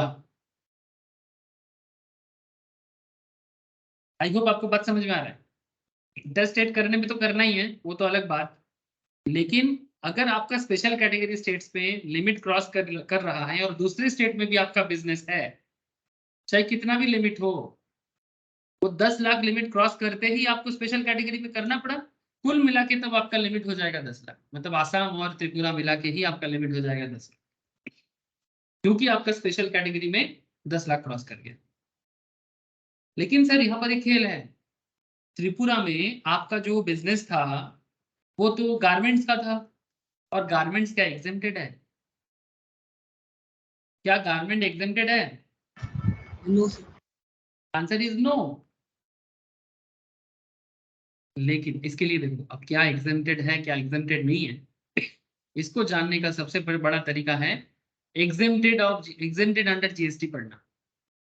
जिन लोगों ने कर लिया वो रिवाइज करें, जो नहीं किया बैकअप लेके भी कर सकते हो, या फिर मैं आऊंगा सर एग्जेम्प्टेड करवाऊंगा लाइव, तब कर लेना। लेकिन हाँ, नॉर्मल नॉलेज के लिए कभी कभी थोड़ा बैकअप क्लासेस लेके भी गो थ्रू कर सकते हो, क्योंकि इसमें आपका जनरल नॉलेज भी डेवलप करेगा, और क्लास में आपका एक्टिविटी पार्टिसिपेशन में भी काफी ग्रोथ होगा, रिवाइज भी हो जाएगा। ऐसे जीएसटी मैं बात करके देखा स्टूडेंट से, जीएसटी स्टूडेंट को थोड़ा सा ट्रिकी लगता है। ट्रिकी इसलिए लगता है क्योंकि एक ही बात पे बहुत सारा पॉइंट आ जाता है ना, तो और ऊपर से कैलकुलेशंस कम, बात ज्यादा करता है, लॉ ज्यादा बोलता है, ठीक है, थ्योरी भी नहीं है कि रब मतलब मगअप कर लो, तो थ्योरी नहीं है ये कि आप थोड़ा सा रट्टा लगा लोगे, रट रट क्या रटोगे, रटने वाला ज्यादा बात है, बेसिकली समझने वाला बात है, और यही चक्कर हो जाता है। लेकिन सर ये जो उदय एंटरप्राइज का केस है, इसमें महाराष्ट्र में इसका 34 लाख का टर्नओवर है, जहां लिमिट है 40 लाख का, तो महाराष्ट्र में तो रजिस्ट्रेशन करना मैंडेटरी नहीं है। नागालैंड में 8 लाख का दारू बेच रहा है, सॉरी देखो दारू बोल दिया, साउंड बैड लग गया, ह्यूमन कंजम्पशन वाला अल्कोहलिक लीकर बोलेंगे तो शुद्ध हो जाएगा क्या? हाँ यही तो प्रॉब्लम है, इंग्लिश में बोल दो तो वो शुद्ध हो जाते हैं, तो देसी भाषा में बोलो तो अशुद्ध हो जाते हैं। छोड़ो सर, लेकिन बात क्या है, अगर ये एग्जेम्प्टेड ना होके टैक्सेबल होता और 10 लाख क्रॉस कर जाता, तो उदय को दोनों स्टेट में जीएसटी में रजिस्ट्रेशन करना पड़ता, बट क्योंकि नागालैंड वाला बिजनेस एग्जेम्प्टेड कैटेगरी में आ गया, तो उनको नॉन टैक्सेबल माना जाएगा। तो क्योंकि वो नॉन टैक्सेबल कैटेगरी में आ गया, तो फिर अभी ना तो महाराष्ट्र में रजिस्टर करना है और ना ही नागालैंड में रजिस्टर करना है। क्या बात समझ में आया सर? क्या बात समझ में आया सर? बोलो, कोई डाउट है तो पूछ लो, मैं फिर से बता दूंगा। मतलब राघव ऑफ आसाम का गारमेंट बिजनेस एंड त्रिपुरा में 11 लाख का टर्नओवर करना, और उदय एंटरप्राइज का महाराष्ट्र में 34 लाख का गुड्स बेचना, मतलब क्या बेचता है महाराष्ट्र में, वो टैक्सेबल गुड्स बेचता है, कोई भी गुड्स है जो टैक्सेबल है, बट नागालैंड में वो अल्कोहलिक लिकर बेचता है। अल्कोहलिक लिकर बेच के उसका टर्नओवर 8 लाख ही रहा। आप बोलोगे सर वो तो लिमिट क्रॉस नहीं किया, यस 10 लाख का लिमिट क्रॉस तो वो नहीं किया, लेकिन उससे भी बड़ा है कि ये alcoholic liquor for human consumption non taxable category में आते हैं। अगर ये 10 लाख क्रॉस भी कर जाता, अगर ये 8 लाख की जगह 10 लाख प्लस भी हो जाता, तो भी उसे रजिस्टर करने का जरूरत नहीं पड़ता, क्योंकि वो तो टैक्सेबल ही नहीं है जीएसटी में, तो फिर क्यों करते हैं? In the given case the aggregate turnover of Uday enterprise exceeds the applicable threshold limit of 40 lakh, क्योंकि इधर 34 और इधर 8, तो ओवरऑल तो 40 लाख क्रॉस कर रहा है। It is liable to obtain registrations, it will obtain registrations in Maharashtra, but it is not required to obtain registrations in Nagaland as he is not making any taxable supplies from said state. Second point में दूसरा point आ जा रहा है sir, मतलब पहले तो आपको ये बोला गया कि महाराष्ट्र में 34 लाख है तो महाराष्ट्र में लायबल नहीं है, नागालैंड में नॉन टैक्सेबल है, पहला बात इसके कारण वो लायबल नहीं है, लेकिन दोनों मिला के मतलब महाराष्ट्र में जो टैक्सेबल गुड्स है उसमें 34 लाख और नागालैंड में 8 लाख, ये एग्जेम्प्टेड है, तो 34 प्लस 8 मिलकर आपका लिमिट जो है 42 हो रहा है, और आपका थ्रेशोल्ड क्या है 40, लिमिट क्या है 40, वो कितना रहा है 42, तो एग्रीगेट टर्नओवर क्रॉस कर रहे हैं ना, तो अगर एग्रीगेट टर्नओवर क्रॉस करोगे तो रजिस्टर तो करना पड़ेगा। मतलब आप बोलोगे सर अभी तो अभी बोल रहे थे नहीं करना है, सर नहीं करना इसलिए बोल रहा था कि आपको नागालैंड में रजिस्टर नहीं करना, बट महाराष्ट्र में तो करना है, क्योंकि आपका ओवरऑल लिमिट क्रॉस कर गया। अब एक देखो, मैंने आपको लास्ट दिन, मैंने आपको प्रीवियस क्लास में एग्रीगेट टर्नओवर कैलकुलेशन सिखाया था, याद करो जरा। एग्रीगेट टर्नओवर कैलकुलेट करने के टाइम पे आपको क्या क्या देखना पड़ता है? एग्रीगेट टर्नओवर का जो डेफिनेशन है, बेसिकली जो कैलकुलेशन टेक्निक है, उसमें क्या क्या आता है सर? सर उसमें टैक्सेबल सप्लाईज भी आता है, एग्जेम्प्टेड सप्लाईज भी आता है, एक्सपोर्ट भी आता है, इंटरस्टेट सप्लाईज भी आता है। देखो तो टैक्सेबल महाराष्ट्र में 34 लाख, एग्जेम्प्टेड नागालैंड में 8 लाख, एक्सपोर्ट कुछ दिया नहीं, इंटरस्टेट सप्लाईज कुछ जैसे कि वो टैक्सेबल सप्लाईज जो था वो, ठीक है, इंटरस्टेट सप्लाई की तो वो तो आएगा ही, तो 34 प्लस 8, बाकी इसमें कुछ इंफॉर्मेशन जरूरी नहीं है। As per the person having the same pen, we computed on all India basis. All India basis. तो बोलो सर 42 लाख मेरा लिमिट को कवर कर रहा है तो रजिस्टर करना पड़ेगा। लेकिन कहाँ, नागालैंड में कि महाराष्ट्र में?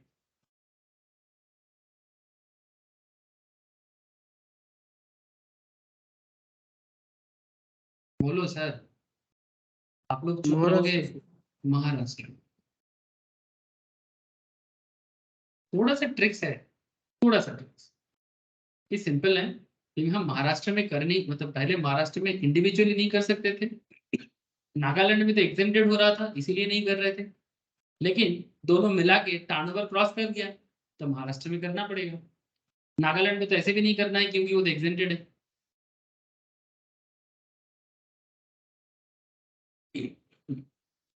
अच्छा, आप बोलोगे सर राघव के केस में, सर राघव के केस में एग्रीगेट टर्नओवर क्रॉस नहीं कर रहा था, राघव के केस में एग्रीगेट टर्नओवर क्रॉस नहीं कर रहा था, लेकिन फिर भी उसको जीएसटी में रजिस्टर करना इसलिए पड़ा क्योंकि राघव का स्पेशल कैटेगरी स्टेट्स में 10 लाख क्रॉस कर गया था। और जब किसी पर्टिकुलर बिजनेसमैन का स्पेशल कैटेगरी स्टेट्स में लिमिट क्रॉस कर जाता है तो फिर उसका ओवरऑल लिमिट को 40 लाख की जगह 10 लाख में लेके आ जाता है। तो इन दैट केस इसीलिए वहां पर राघव को करना पड़ा। और उदय का जब हुआ है वो नॉर्मली हो गया, ओवरऑल लिमिट क्रॉस किया और उसको करना पड़ा। इसीलिए यहाँ पर लिखा था ना प्रोविजंस में, the threshold limit of a person having places of business in one more than one state in union territory in India gets reduced to 10 lakh only when such person makes taxable supply of goods or services on both from any of the special category state as per section 22। मतलब आपका मानो दो या दो से ज्यादा state में business चलता है, उसमें से एक स्टेट स्पेशल कैटेगरी में है, मतलब इधर मणिपुर या फिर कोई भी, मणिपुर है, मिजोरम है, नागालैंड है, मणि है, मिजो है, नागा है एंड त्रिपुरा। इनमें से कोई भी स्पेशल कैटेगरी स्टेट के साथ कोई भी non special like West Bengal, Maharashtra, Rajasthan, Bihar, कोई भी स्टेट को जोड़ लो। अगर आपका स्पेशल कैटेगरी स्टेट में सप्लाई होता है और अगर वो 10 लाख क्रॉस कर जाता है तो आपका ओवरऑल लिमिट जो है ना वो 10 लाख पे लाएगा, आपका मैक्सिमम लिमिट 10 लाख पे लाएगा। और अगर आप मणिपुर में रजिस्टर्ड एप्लीकेबल हो जाते हो तो आपको वेस्ट बंगाल में भी रजिस्टर करना पड़ेगा, या फिर आप महाराष्ट्र में भी रजिस्टर कर लो, या फिर आप बिहार में भी रजिस्टर कर लो, बिकॉज आपने स्पेशल कैटेगरी में जो रजिस्ट्रेशन मैंडेटरी कर लिया। तो जो स्पेशल कैटेगरी में रजिस्ट्रेशन मैंडेटरी कर लेगा उसको नॉर्मल स्टेट में भी रजिस्ट्रेशन मैंडेटरी करना पड़ेगा। ये खेल खेला गया था और उदय एंटरप्राइज का तो टर्नओवर के कारण।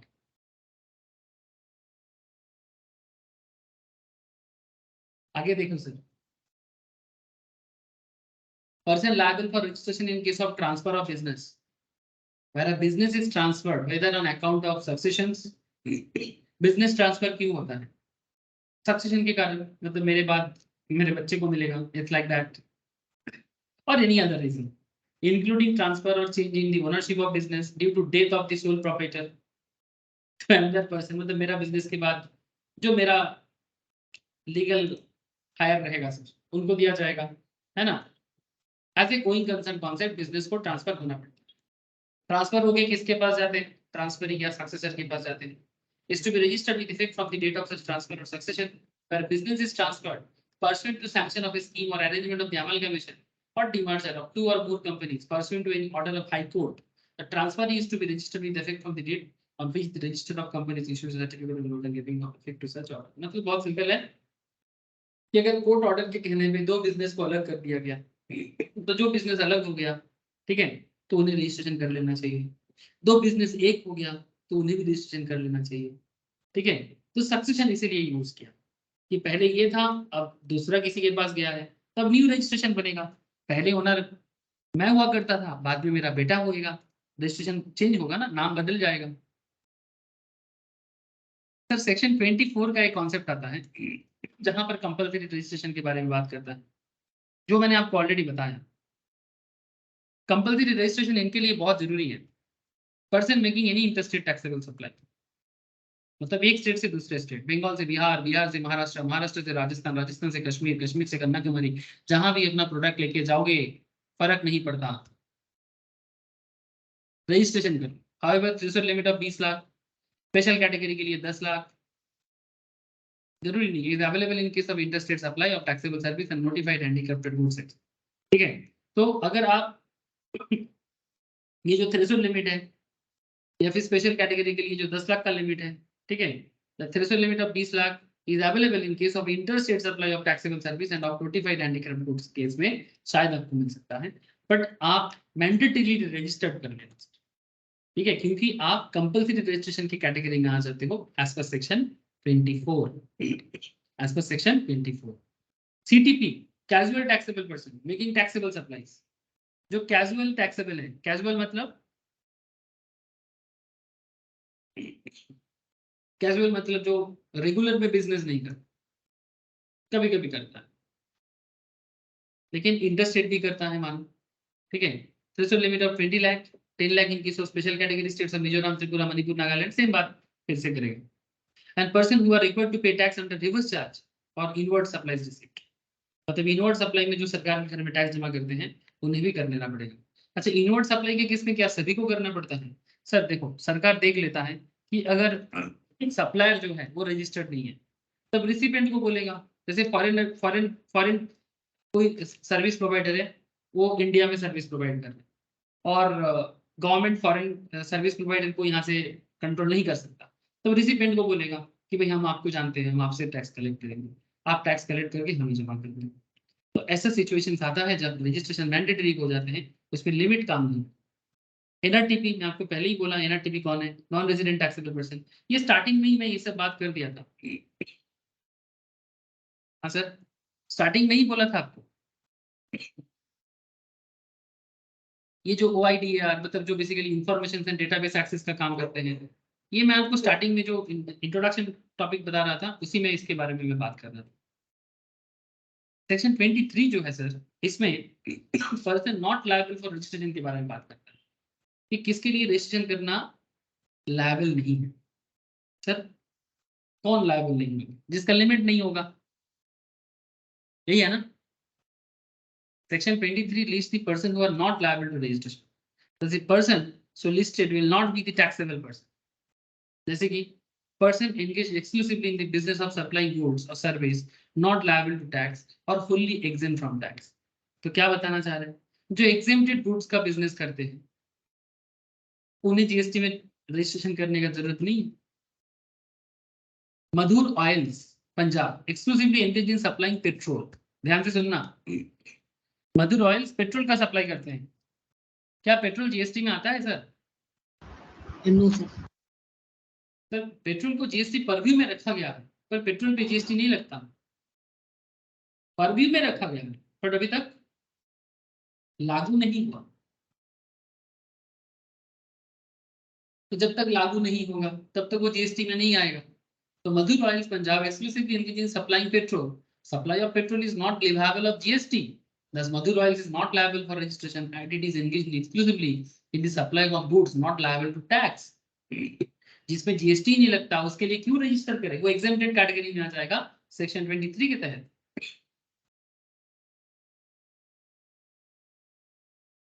भावज्योति फाउंडेशन एक चैरिटेबल ट्रस्ट है, registered under section 12AA of income tax act 1961। ये इनकम टैक्स में चैरिटेबल ऑब्जेक्ट में जो रजिस्टर्ड होते हैं उनको बोलते हैं, उसी को यहाँ पर भी कनेक्ट किया गया है। Exclusively engage in supply of service by way of charitable activities, जो बेसिकली चैरिटेबल एक्टिविटीज का ही सर्विस प्रोवाइड करते हैं। Service by an entity registered under section 12AA of income tax act 1961 by way of charitable activities are exempt from GST. जो organisation section 12AA के तहत income tax act 1961 में charitable supply का काम करते हैं उनको जीएसटी में exempt रखा जाता है।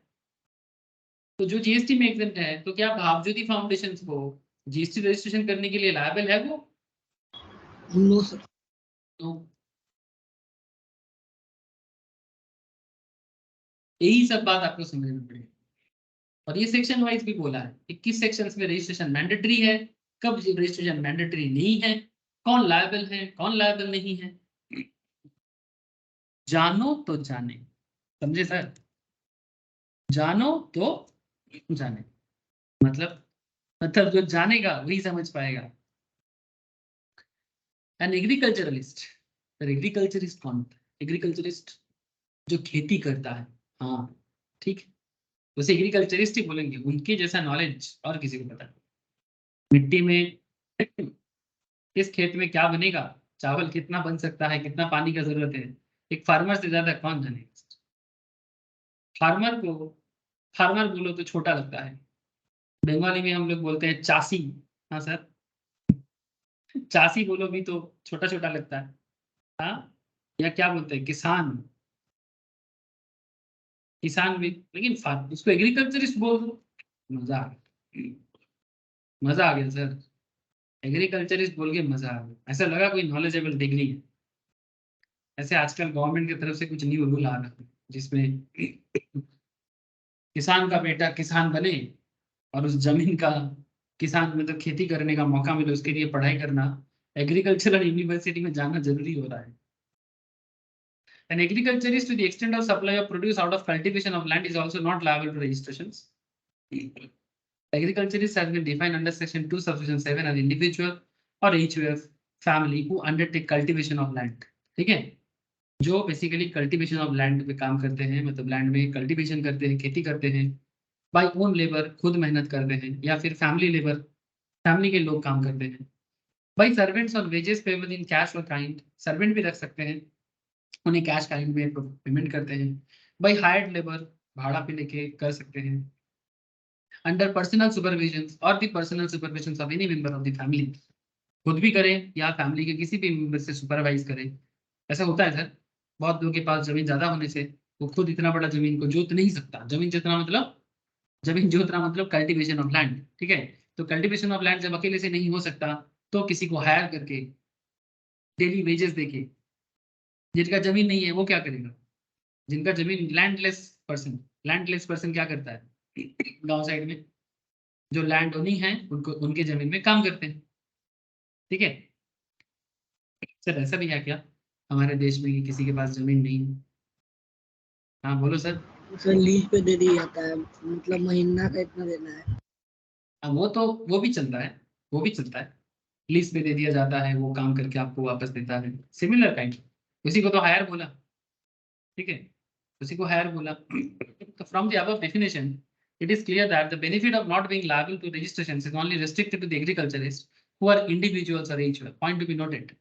जो एक इंडिविजुअल है, जो एक हिंदू अनडिवाइडेड फैमिली मतलब जॉइंट फैमिली से आते हैं, उन्हीं के लिए एग्जेम्प्टेड है। Further, if an agriculturist is also engaged in making any supply other than supply or produce out of cultivation of land, he shall be liable to registration based on applicable threshold limit. क्या कहता है, अगर agriculturist engaged in making any supply other than supply of produce out of cultivation of land, मतलब land में जो cultivate कर रहे हैं उसी को सप्लाई करे तो ठीक है, लेकिन अगर उसके ऊपर जाए तो उसको रजिस्ट्रेशन करना पड़ेगा, ठीक है। एग्जाम्पल देखो आपको क्लैरिटी होगा। लिमिट क्रॉस करे तो करना पड़ता है, क्या कॉन्सेप्ट है देखो। Deshbandhu is an agriculturist engaged in cultivation of wheat in his field in the state of Punjab.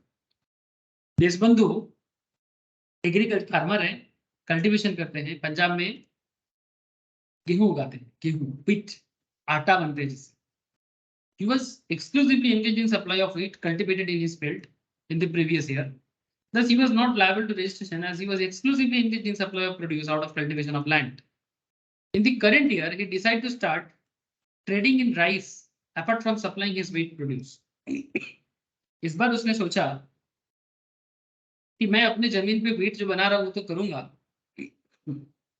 लेकिन इस बार मैं राइस पे ट्रेडिंग भी करूंगा। He decided to start trading in rice apart from supplying his wheat produce. His turnover in the current year is 32 lakh from supplying of wheat produced and 9 lakh from the trading of rice. Wheat बेचा 32 लाख का और rice बेचा 9 लाख का। Since he is engaged in trading of the rice also, he is not covered under section 23 above. The threshold limit for registration applicable to a person exclusively engaged in supply of goods in the state of Punjab is 40 lakh. The aggregate turnover of this bandhu in the current year is 41 lakh, that is 32 plus 9, which exceeds the threshold limit. Thus, Deshbandhu is liable for registrations. गंडगोल कहां कर दिया, गंडगोल कर दिया rice trade करके। अच्छा क्या वो rice cultivate करता है?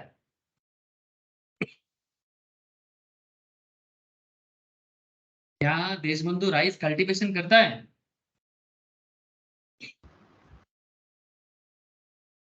हाँ सर।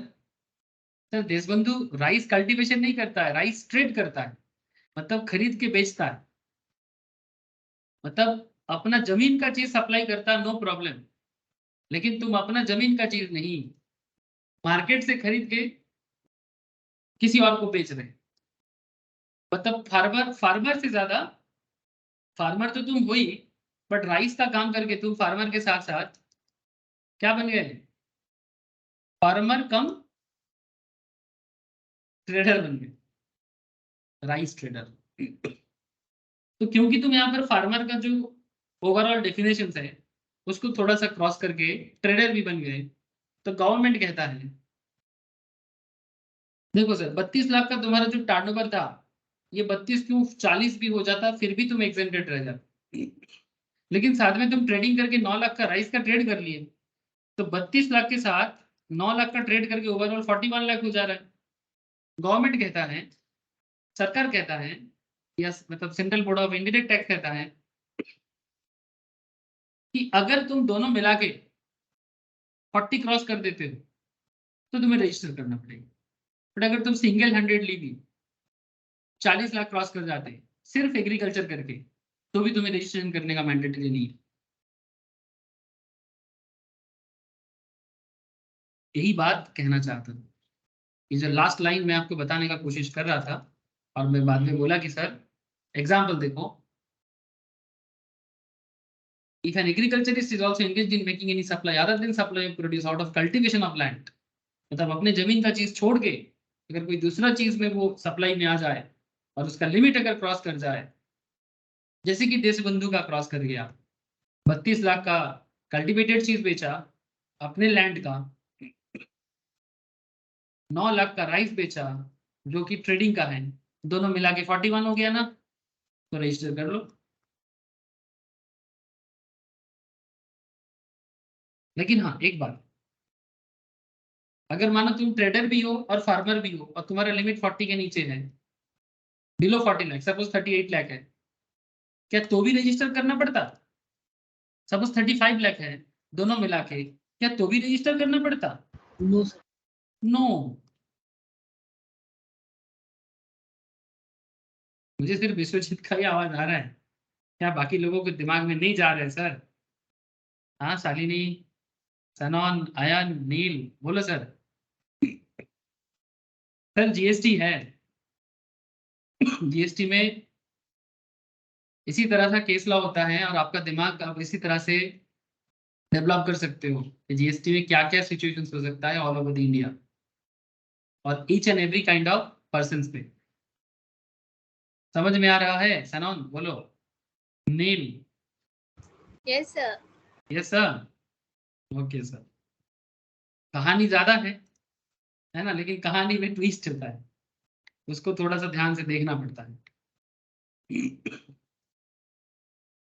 अच्छा, कुछ स्पेशल कैटेगरी ऑफ पर्संस भी होते हैं जिनको गवर्नमेंट नोटिफाई करते हैं exempted from obtaining registration. Sir ये लोग कौन है? कौन है ये लोग? Following category of persons have been notified as being exempted from obtaining registration under GST law. Person making only reverse charge supplies. Special category of persons notified by government exempted from obtaining registrations. जो reverse charge में रहते हैं, reverse charge मतलब जो recipient है service receive करते हैं और गवर्नमेंट के घर में जीएसटी पे करने के बारे में काम करते हैं। क्या कहता है? Persons who are only engaged in making supplies of taxable goods or service or both, the total tax on which is liable to be paid on reverse charge basis by the recipient of such goods or service or both under section 9 subsection 3 have been exempted from obtaining registrations. ये notification 19 जून 2017 में government ने notify किया। एक case भी समझ में आएगा। मणिकरण। मणिकरण कौन? मणिकरण एक ट्रांसपोर्टर है, is a goods transport agency engaged exclusively in supplying GTA and services liable to tax under reverse charge basis. Since tax is being paid on GTA services at the rate 5% in the given case, Thus, it is exempt from the registrations and it is engaged exclusively in making supplies, and tax on which is liable to be paid on reverse charge basis. Sir इसमें एक interesting fact है जो मैं charge of GST में भी बोलता हूँ, मैं फिर से एक बार आपको याद दिलाता हूँ। मानो कि आप एक ट्रांसपोर्टर हो, चलो एक एग्जांपल देने के लिए एक इमेज लेने से अच्छा रहेगा। Truck inside factory.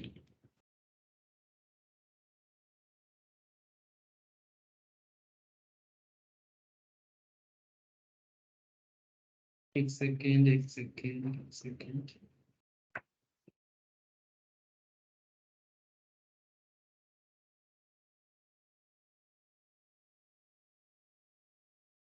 कोई भी ट्रक ले लूं क्या? एक फैक्ट्री का इमेज भी साथ में मिल जाता है तो मजा है।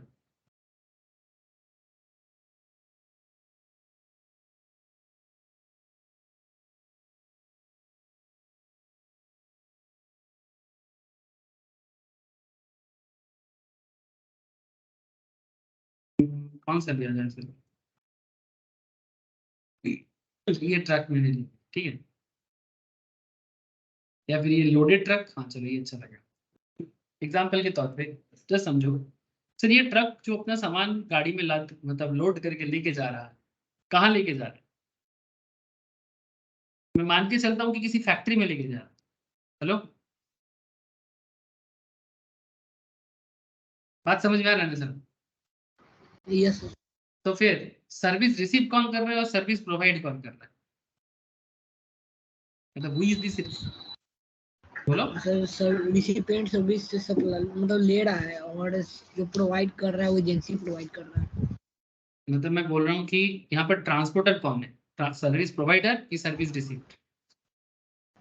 Provider transporter. और फैक्ट्री रिसिपिएंट रिसिपेंट है। तो जीएसटी किसको पे करना है, फैक्ट्री को कि ट्रांसपोर्टर को?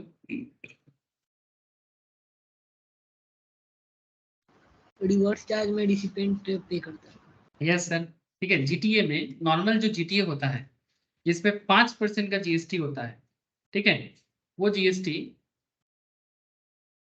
फैक्ट्री देता है, ठीक है। इसके बारे में डिटेल चर्चा गुड्स ट्रांसपोर्ट एजेंसी के ऊपर चार्ज अंडर जीएसटी में होता है। चार्ज अंडर जीएसटी में डिटेल्स में चर्चा करता हूँ, लेकिन कॉन्सेप्ट वही है। दो रेट चलता है, एक 5% वाला, एक 12%। अगर 12% वाला है तो ट्रांसपोर्ट एजेंसी थोड़ा बड़ा है, हाईफाई एजेंसी है, तो 12% कैटेगरी में आ जाएगा ना, तो ट्रांसपोर्ट एजेंसी खुद देता है, तब वो सप्लायर बन जाता है, तब वो सप्लायर के तौर पे देता है। लेकिन अगर जीएसटी रेट 5% है, जब जीएसटी रेट 5% है, नॉर्मल कैटेगरी ऑफ जीएसटी में आता है, तब ट्रांसपोर्टर को जीएसटी नहीं देना पड़ता, तब फैक्ट्री को देना पड़ता है। तो गवर्नमेंट कहता है सिंपल बात कि अगर आप एक ऐसा सप्लायर हो जिनके केस में रिसिपेंट को जीएसटी देना पड़ता है, जैसे कि ट्रांसपोर्टर या गुड्स ट्रांसपोर्ट एजेंसी एक सप्लायर है, गुड्स ट्रांसपोर्ट एजेंसी एक सप्लायर है और फैक्ट्री एक रिसिपेंट है। फैक्ट्री एज पर आरसीएम मतलब रिवर्स चार्ज मैकेनिज्म के तहत गवर्नमेंट के घर में जीएसटी जमा करेगा। 5% का जो भी जीएसटी कलेक्ट होगा, एक्चुअली जो फैक्ट्री को ही देना पड़ेगा, फैक्ट्री ट्रांसपोर्टर के हाथ में और नहीं देगा, उल्टा डायरेक्टली गवर्नमेंट के घर में जमा कर देगा। तो जीटीए को जीएसटी में रजिस्टर होने का जरूरत नहीं है, नॉट रिक्वायर्ड। किसको? ट्रांसपोर्ट एजेंसी को।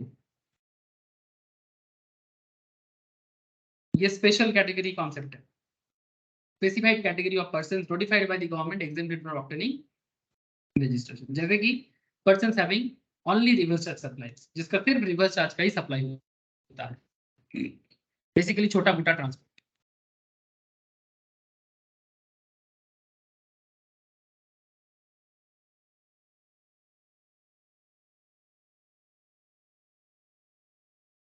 लेकिन आगे देखो क्या कहता है, आगे क्या कहता है? आगे कहता है कि मणिकरण ट्रांसपोर्ट, ये जो मणिकरण ट्रांसपोर्ट था ये जीटीए था।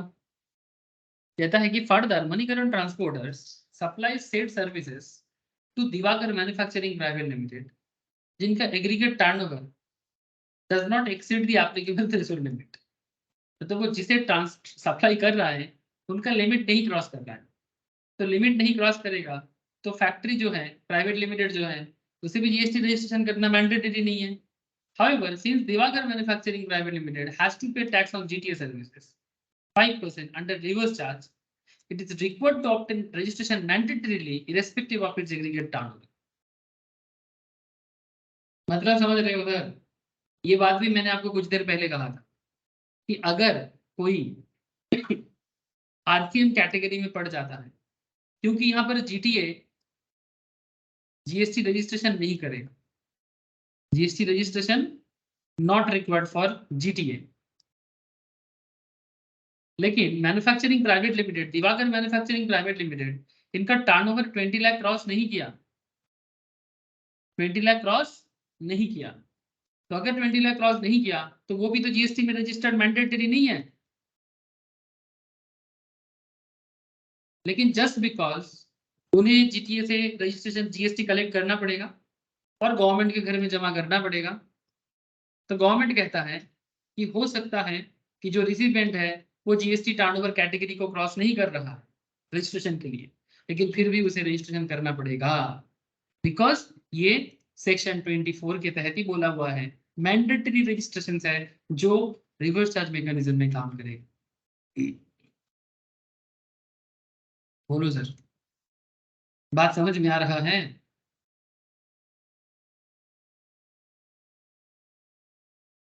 टेल मी,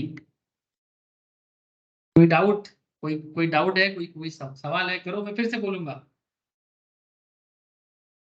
ये जो मैं आपको स्टार्टिंग में सुनाया था कि किसके लिए टर्नओवर लिमिट छोड़ के भी मैंडेटरी है, स्टार्टिंग में ही बोला था। ये देखो कहाँ चला गया, कहाँ चला गया, कहाँ चला गया। Business owners paying tax under reverse charge mechanism mandatory. ऐसा और भी चीजें हैं, धीरे धीरे जा रहा हूँ, आगे बढ़ रहा हूँ, अलॉन्ग विद एग्जांपल्स आपके साथ डिस्कस करूंगा, लेकिन आई थिंक ये भी क्लियर हुआ। सर ये आईटीसी कैसे अवेल करेगा तब? कौन? द्वारका नहीं, दिवाकर मैन्युफैक्चरिंग। वो अपने सप्लाई पे आईटीसी अवेल करेगा सर। आईटीसी अवेल का कॉन्सेप्ट क्या है? आईटीसी अवेल का कॉन्सेप्ट क्या है? तुम परचेस के टाइम पे जो जीएसटी पे किए हो और सेल के टाइम पे तो जो जीएसटी तुमने कलेक्ट किया। दिवाकर यहाँ पर तो ट्रांसपोर्टर से कलेक्ट कर रहा है, तो ये तो उसका कलेक्शन है, ये उसका मतलब ये इसके साथ आईटीसी का कनेक्शन नहीं है। आईटीसी का कलेक्शन किसके साथ होता है? बात समझ में आया नहीं? डायरेक्ट परचेस एंड सेल, ये सर।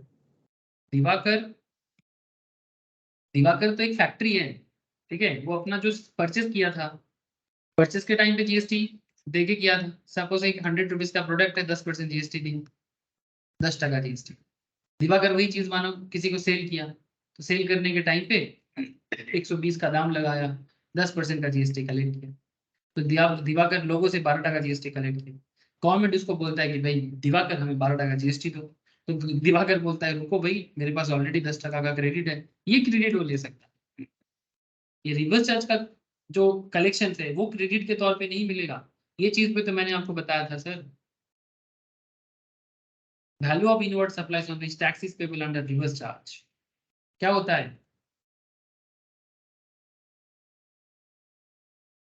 एक्सक्लूड होता है, एग्रीगेट टर्नओवर में उसे नहीं लिया जाता। বোঝা যাচ্ছে?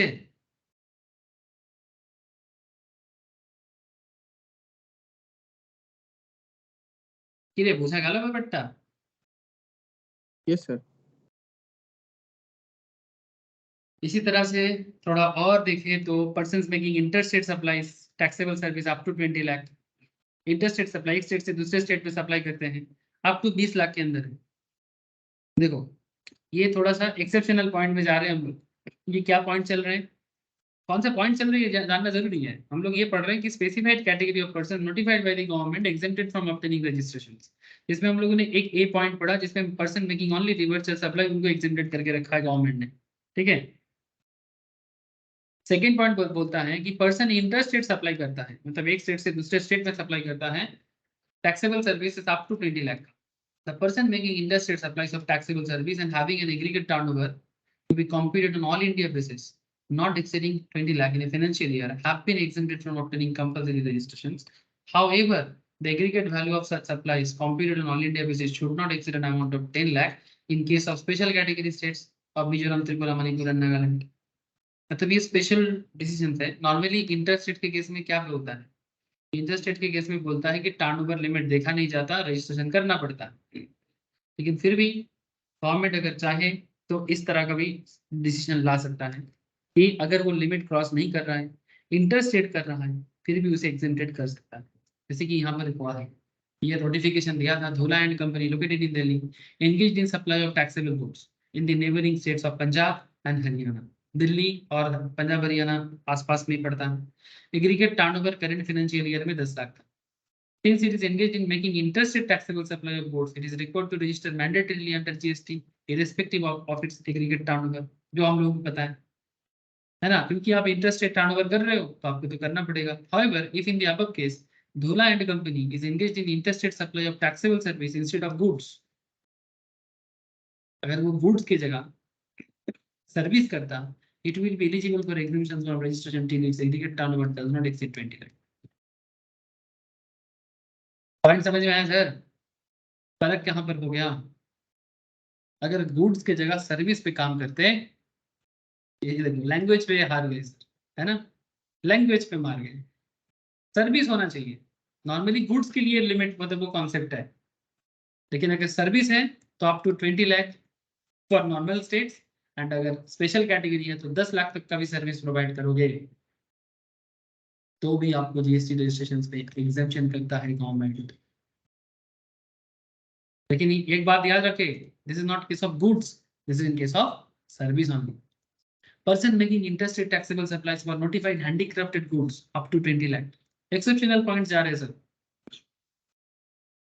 हैंडीक्राफ्टेड गुड्स, इसके केस में आपको रजिस्ट्रेशन करने के लिए मना करते हैं 20 लाख तक का भी. गुड्स है, हैंडीक्राफ्टेड गुड्स है तो 20 लाख तक का भी मना करने का. जैसे ये देखो, Arija Private Limited, located in Madhya Pradesh, supplier of taxable and notified handicrafted goods. It supplies these goods in the neighboring states of Uttar Pradesh, Odisha. Aggregate turnover in the month of April 15 lakh. Although Arija Private Limited is engaged in making interstate supply of taxable goods, it is not liable to obtain registrations. भले ही वो state change करके goods का काम कर रहा है, फिर भी उसे करने का जरूरत नहीं है. Till its aggregate turnover does not exceed 20 lakh. अगर आप हैंडीक्राफ्टेड गुड्स का भी टर्नओवर करते हो, अगर 20 लाख क्रॉस नहीं करता है तो भी आपको मैंडेटरी नहीं है रजिस्ट्रेशन करने की. ये एक्सेप्शंस है. ये आपको, क्योंकि हैंडीक्राफ्ट गुड्स लोकल इकोनॉमी को डेवलप करता है. ठीक है, लोकली हैंडमेड जो प्रोडक्ट होते हैं, हर स्टेट का अपना अपना है.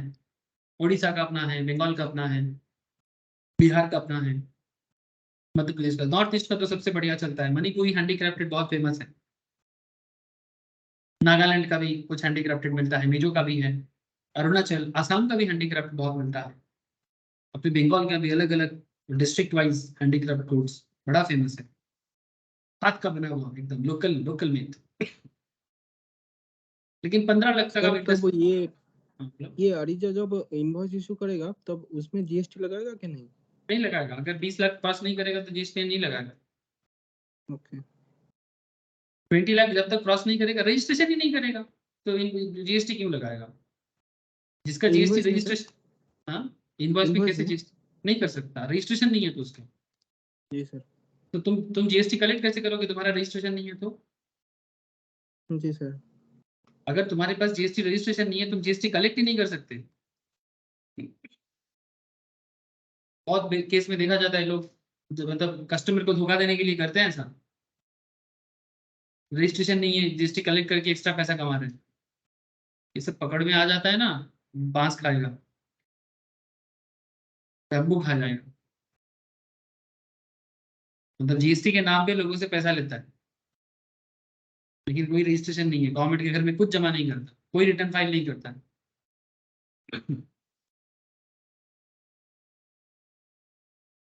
पता कैसे चलता है सर इनका रजिस्ट्रेशन होगा कि नहीं? वो तो देखो, बेसिकली ये सब के लिए जीएसटी ऑफिसर्स है. ठीक है, सब अलग अलग एरिया में. जब भी देखो, गवर्नमेंट ऑफिशियल्स ना बहुत सारे काम करते हैं, तो गवर्नमेंट ऑफिशियल्स के पास पावर भी होते हैं. जैसे ये ईडी कैसे पकड़ा ये सबको? सिंपल सा सवाल कर रहा हूँ मैं आपको, ईडी कैसे पकड़ लिया इन लोगों को? ये सर इन लोगों का एसेट और ये एग्जैक्टली ये जो गलत गलत मतलब बड़े बड़े पॉलिटिशियंस का जो इलीगल इनकम है कैसे पकड़ रहा है? ये जो बिहार में लालू जी का, बंगाल में अलग अलग पॉलिटिशियंस का, पार्थो से लेके बीरभूम के ये तक, कहाँ से पकड़ रहा है, कैसे पता कर रहा है? ऐसे किसी भी इंसान का निकाल रहा है। इवन टॉलीवुड, हमारे बंगाली फिल्म इंडस्ट्री के एक्टर एक्ट्रेसेस भी इसके अंदर खबर मिल रहा है। तो गवर्नमेंट ऑफिशियल्स जो होते हैं ना, वो हर एक एरिया में होते हैं, आपको पता ही नहीं कि आपके सामने कौन ऑफिशियल्स। तो बहुत सारे खुद दुकान में जाके बिल लेके आएगा, फिर बाद में उसका जीएसटी रजिस्ट्रेशन नंबर वगैरह जब उसको लगेगा कि दुकानदार का चेक करते करेगा आके, आपको पता ही नहीं चलेगा, किसी भी मोमेंट में आके चेक करेगा, पता लग जाएगा टर्नओवर हाई है, फिर भी तुम करते नहीं हो। गवर्नमेंट का सर सारा काम चलता रहता है सर। इसीलिए बोलते हैं कि क्लियर कट बिजनेस करो, ऑफिशियल रेट से बचो, अगर तुम्हारा लिमिट है तो, डर के मारे नहीं, वॉलंटरी करके रखना से खराब ही नहीं है। लेकिन देखो, अगर मेरा जीएसटी रजिस्ट्रेशन मैंडेटरी नहीं है, मैं लोकल एरिया में काम करता हूँ, मेरे यहाँ पर कस्टमर जीएसटी देके बिजनेस नहीं करेगा मेरे साथ, मतलब प्रोडक्ट नहीं करेगा, खरीदेगा, तो फिर मैं क्यों फालतू में रजिस्ट्रेशन करूँ? ठीक है। लेकिन जब जैसे ही तुम उस लेवल का बिजनेस करना चालू कर जाओगे तो फ्रेशली काम करो।